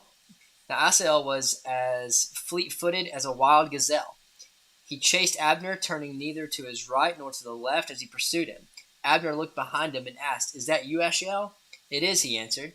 Then Abner said to him, "Turn aside to the right or to the left. Take on one of the young men and strip him of his weapons." But Asael would not stop chasing him. Again Abner warned Asael, "Stop chasing me. Why should I strike you down? How could I look your brother Joab in the face?" But Asael refused to give up the pursuit, so Abner thrust the butt of his spear into Asael's stomach, and the spear came out through his back. He fell there and died on the spot. And every man stopped when he came to the place where Asael has fallen and died. But Joab and Abishai pursued Abner, and as the sun was setting, they came to the hill of Ammah, near Giah, on the way to the wasteland of Gibeon. Then the men of Benjamin rallied behind Abner. They formed themselves into a group and took their stand on top of the hill. Abner called out to Joab, "Must a sword devour forever? Don't you realize that this will end in bitterness? How long before you order your men to stop pursuing their fellow Israelites?" Joab answered, "As surely as God lives, if you had not spoken, the men would have continued pursuing them until morning." So Joab blew the trumpet, and all the troops came to a halt. They no longer pursued Israel, nor did they fight any more. All that night, Abner and his men marched through Arabah. They crossed the Jordan, continued through the morning hours, and came to Mahanaim. Then Joab stopped pursuing Abner and assembled the whole army. Besides Asael, 19 of David's men were found missing. But David's men had killed 360 Benjamites who were there with Abner. They took Asael and buried him in his father's tomb in Bethlehem. Then Joab and his men marched all night and arrived at Hebron by daybreak. The war between the house of Saul and the house of David lasted a long time. David grew stronger and stronger, while the house of Saul grew weaker and weaker. Sons were born to David in Hebron.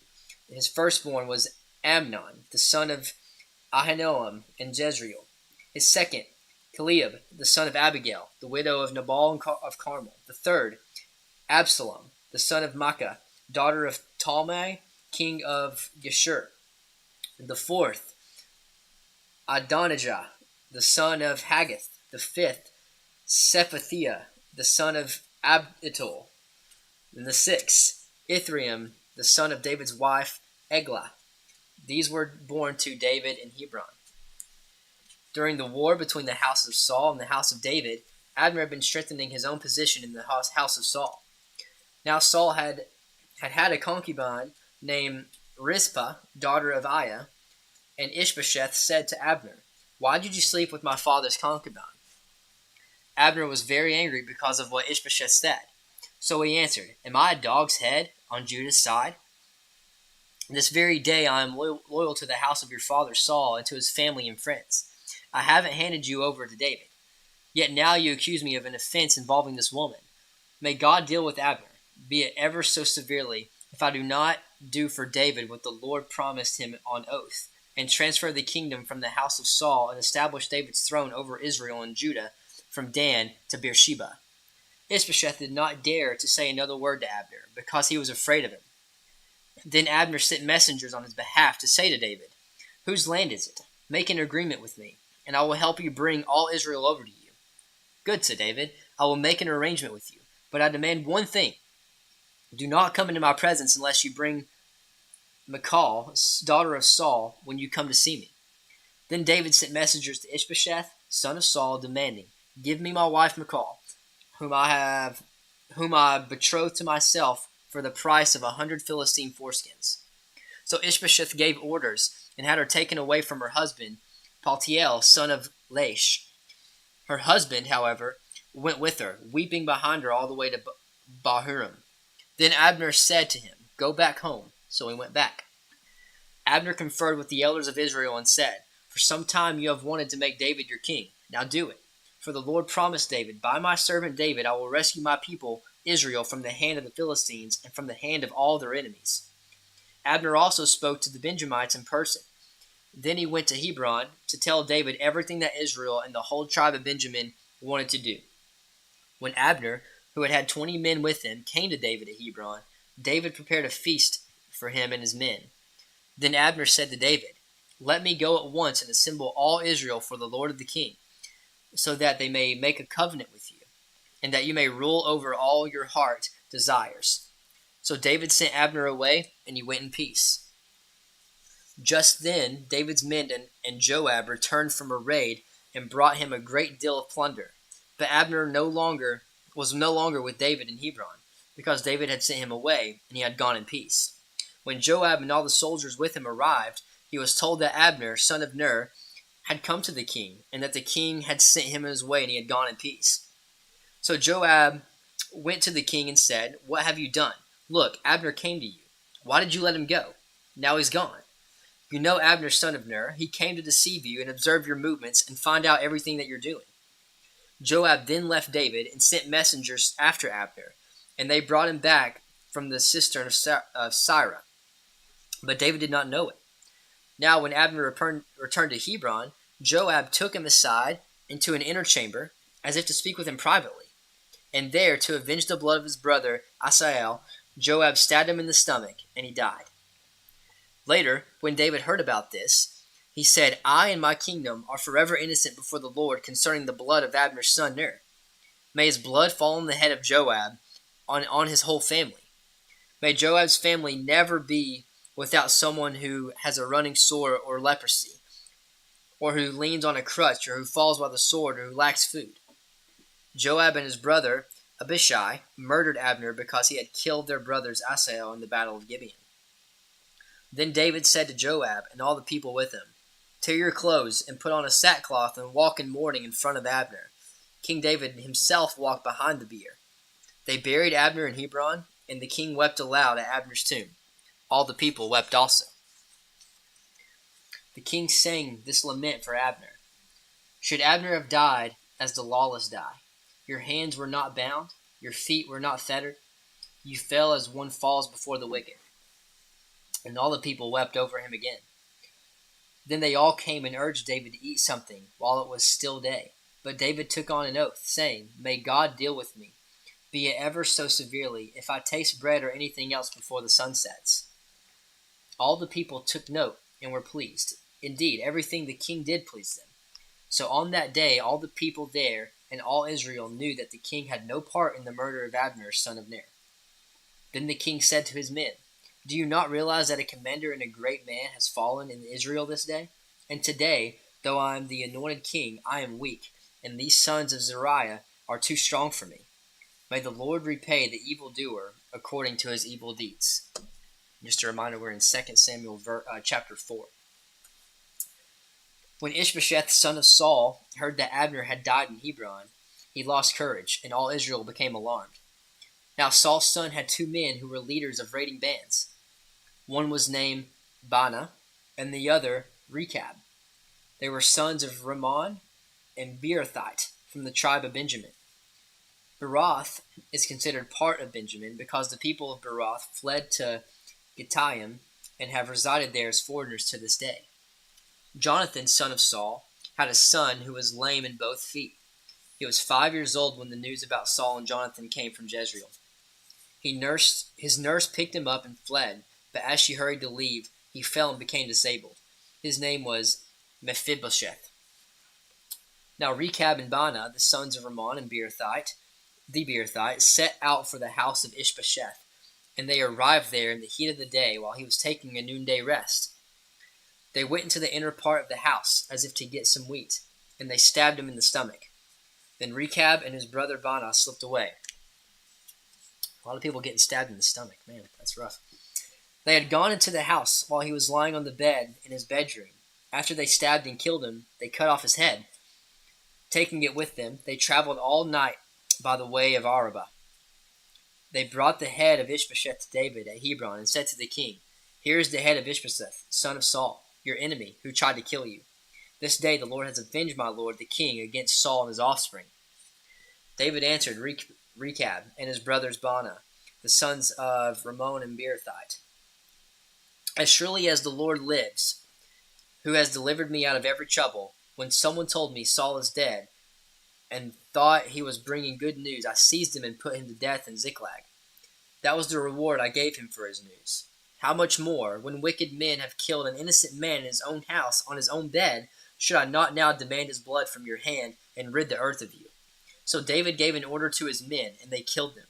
They cut off their hands and their feet and hung their bodies by the pool in Hebron.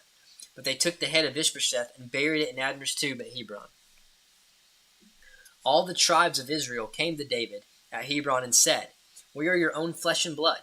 In the past, while Saul was king over us, you were the one who led Israel on their military campaigns. And the Lord said to you, 'You will shepherd my people Israel, and you will become their ruler.'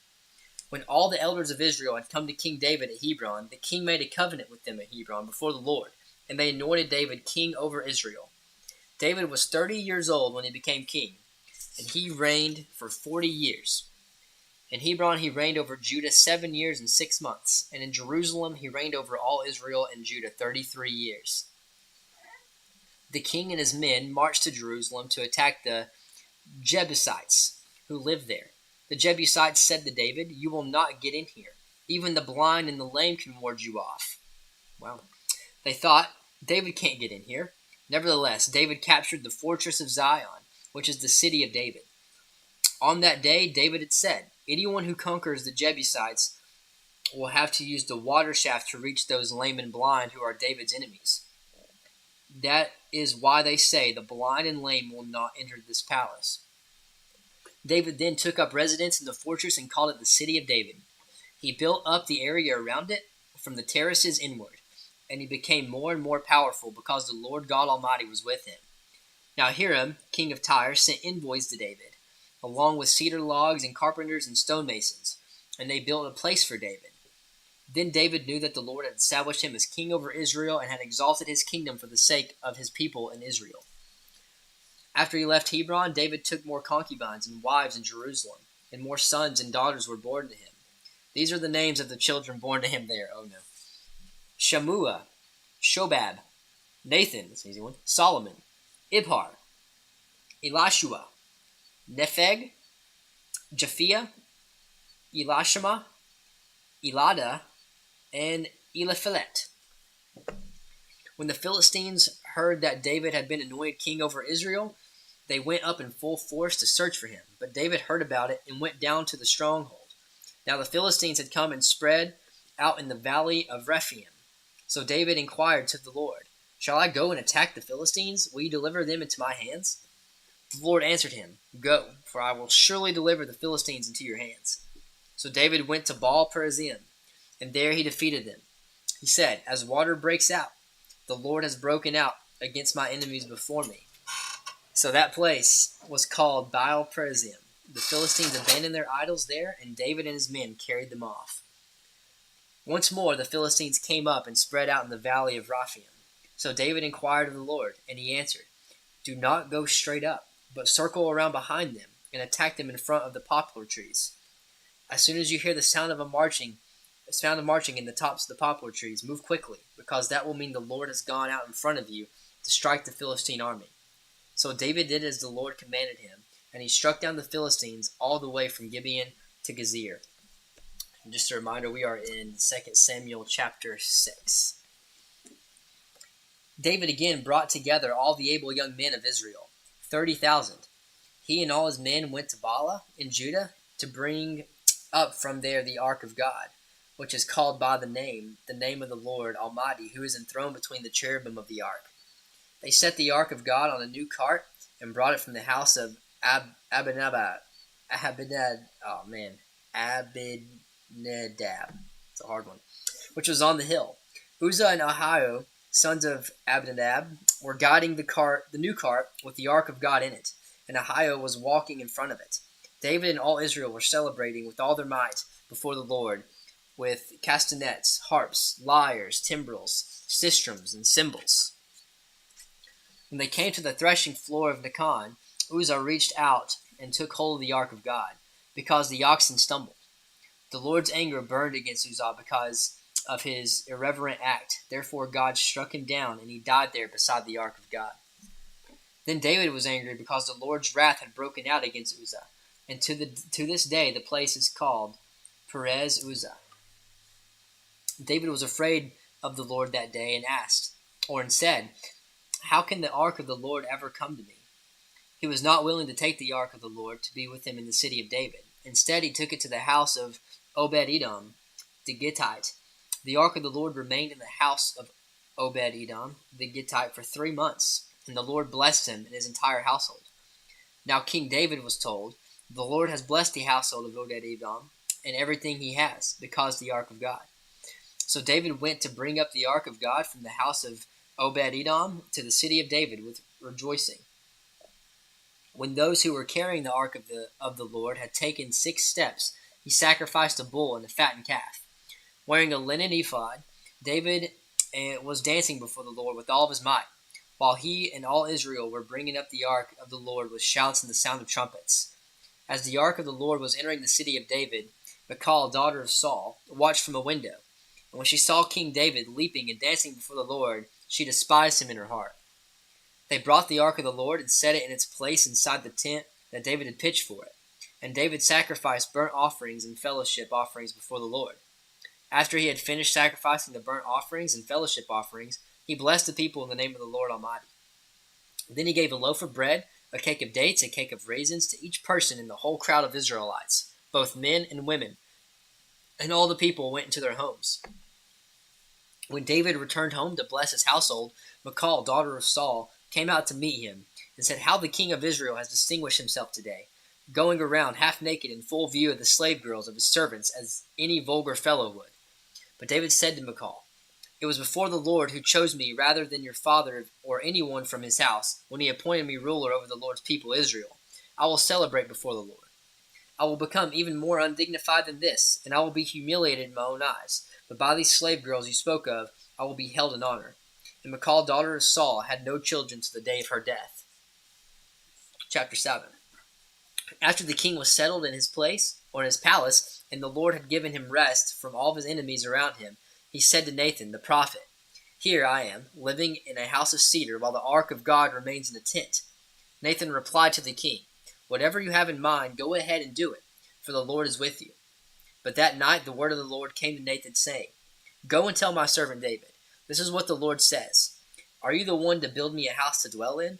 I have not dwelt in a house from the day I brought the Israelites up out of Egypt to this day. I have been moving from place to place with a tent as my dwelling. Wherever I have moved with all the Israelites, did I ever say to any of their rulers whom I commanded to shepherd my people Israel, 'Why have you not built me a house of cedar?' Now then, tell my servant David, this is what the Lord Almighty says. I took you from the pasture, from tending the flock, and appointed you ruler over my people Israel. I have been with you wherever you have gone, and I have cut off all your enemies from before you. Now I will make your name great, like the names of the greatest men on earth. And I will provide a place for my people Israel, and will plant them so that they can have a home of their own and no longer be disturbed. Wicked people will not oppress them any more, as they did at the beginning, and have done ever since the time I appointed you leaders over my people Israel. I will also give you rest from all of your enemies. The Lord declares to you that the Lord himself will establish a house for you. When your days are over and you rest with your ancestors, I will raise up from your offspring to succeed you, your own flesh and blood, and I will establish his kingdom. He is the one who will build a house for my name, and I will establish the throne of his kingdom forever. I will be his father, and he will be my son. When he does wrong, I will punish him with a rod wielded by men, with flogging inflicted by human hands. My love will never be taken away from him, as I took it away from Saul, whom I removed from before you. Your house and your kingdom will endure forever before me. Your throne will be established forever. Nathan reported to David all the words of this entire revelation. Then the king David went in and sat before the Lord, and he said, Who am I, sovereign Lord, and what is my family, that you have brought me this far? And that, as if this were not enough in your sight, sovereign Lord, you have also spoken about the future of the house of your servant. And this decree, sovereign Lord, is for a mere human. What more can David say to you? For you know your servant, sovereign Lord. For the sake of your word and according to your will, you have done this great thing and made it known to your servant. How great you are, sovereign Lord. There is no one like you, and there is no God but you. And we have heard with our own ears, and who is like your people Israel, the one nation on earth that God went out to redeem as a people for himself, and to make a name for himself, and to perform great and awesome wonders by driving out nations and their gods from before your people, whom you redeemed from Egypt. You have established your people Israel as your very own forever, and you, Lord, have become their God. And now, Lord God, keep forever the promises you have made concerning your servant and his house. Do as you promised, so that your name will be great forever. Then people will say, The Lord Almighty is God over Israel, and the house of your servant David will be established in your sight. Lord Almighty, God of Israel, you have revealed this to your servant, saying, I will build a house for you. So your servant has found courage to pray this prayer to you. Sovereign Lord, you are God. Your covenant is trustworthy, and you have promised these good things to your servant. Now be pleased to bless the house of your servant, that it may continue forever in your sight. For you, sovereign Lord, have spoken, and with your blessing the house of your servant will be blessed forever. In the course of time, David defeated the Philistines and subdued them, and he took Metheg Ammah from the control of the Philistines. David also defeated the Moabites. He made them lie down on the ground and measured them off with the length of a cord. Every 2 lengths of them were put to death, and the 3rd length was allowed to live. Playing the odds. So the Moabites became subject to David and brought him tribute. Moreover, David defeated Hadadezer, son of Rehob, king of Zobah, when he went to restore his monument at the Euphrates River. David captured 1,000 of his chariots, 7,000 charioteers, and 20,000 foot soldiers. He hamstrung all but 100 of the chariot horses. When the Arameans of Damascus came to help Hadadezer, king of Zobah, David struck down 22,000 of them. He put garrisons in the Aramean kingdom of Damascus, and the Arameans became subject to him and brought tribute. The Lord gave David victory wherever he went. David took the gold shields that belonged to the officers of Hadadezer and brought them to Jerusalem. From Tebah to Berothai, towns that belonged to Hadadezer, King David took a great quantity of bronze. When Tu, king of Hamath, heard that David had defeated the entire army of Hadadezer, he sent his son Joram to King David to greet him and congratulate him on his victory in battle over Hadadezer, who had been at war with Tu. Joram brought with him articles of silver, of gold, and of bronze. King David dedicated these articles to the Lord, as he had done with the silver and the gold from all the nations he had subdued. Edom and Moab, the Ammonites, and the Philistines, and Amalek, He also dedicated the plunder taken from Hadadezer, son of Rehob, king of Zobah. And David became famous after he returned from striking down 18,000 Edomites in the valley of Salt. He put garrisons throughout Edom, and the Edomites became subject to David. The Lord gave David victory wherever he went. David reigned over all Israel, doing what was just and right for all of his people. Joab, son of Zeruiah, was over the army. Jehoshaphat, son of Ahilud, was recorder. Zadok, son of Ahitub, and Amalek, son of Abiathar, were priests. Sariah was secretary. Benaniah, son of Jehoiada, was over the Kerethites and Pelethites, and David's sons were priests. And that concludes chapter 8 of 2 Samuel, and I will pass off the torch. Let me just make sure I've got. Hey, nice haircut and nice pronunciations. Where you stop at? 2 Samuel chapter 9. 2 Samuel 9. Do you want to use this Bible, Angie? Okay. I'm gonna have to. Actually, I don't have to right now. But after, I'm going to go ahead and end the stream and then restart it because Instagram only lets us be on stream 4 hours at a time. So while I'm here, so if Michelle said Chase, that is hilarious. I don't know what you said, but at some point. I think I said that's a lot of people getting stabbed in the stomach. Oh, hey, if you haven't signed up for a time, we still have some. We have 11:30 time slot tonight. We got a 1 a.m., 1:30, 2, 2:30, 3 a.m. time slots, and we have some time slots into the day tomorrow, Friday, and a lot on Saturday afternoon, evening. So we'd love for you to come experience the transforming power of Scripture with us. I'm going to end live stream and then restart it because we only have a 4-hour window that Instagram gives us for live stream, and we have to restart. So we're going to reboot that. So don't let me lose you. We'll come back.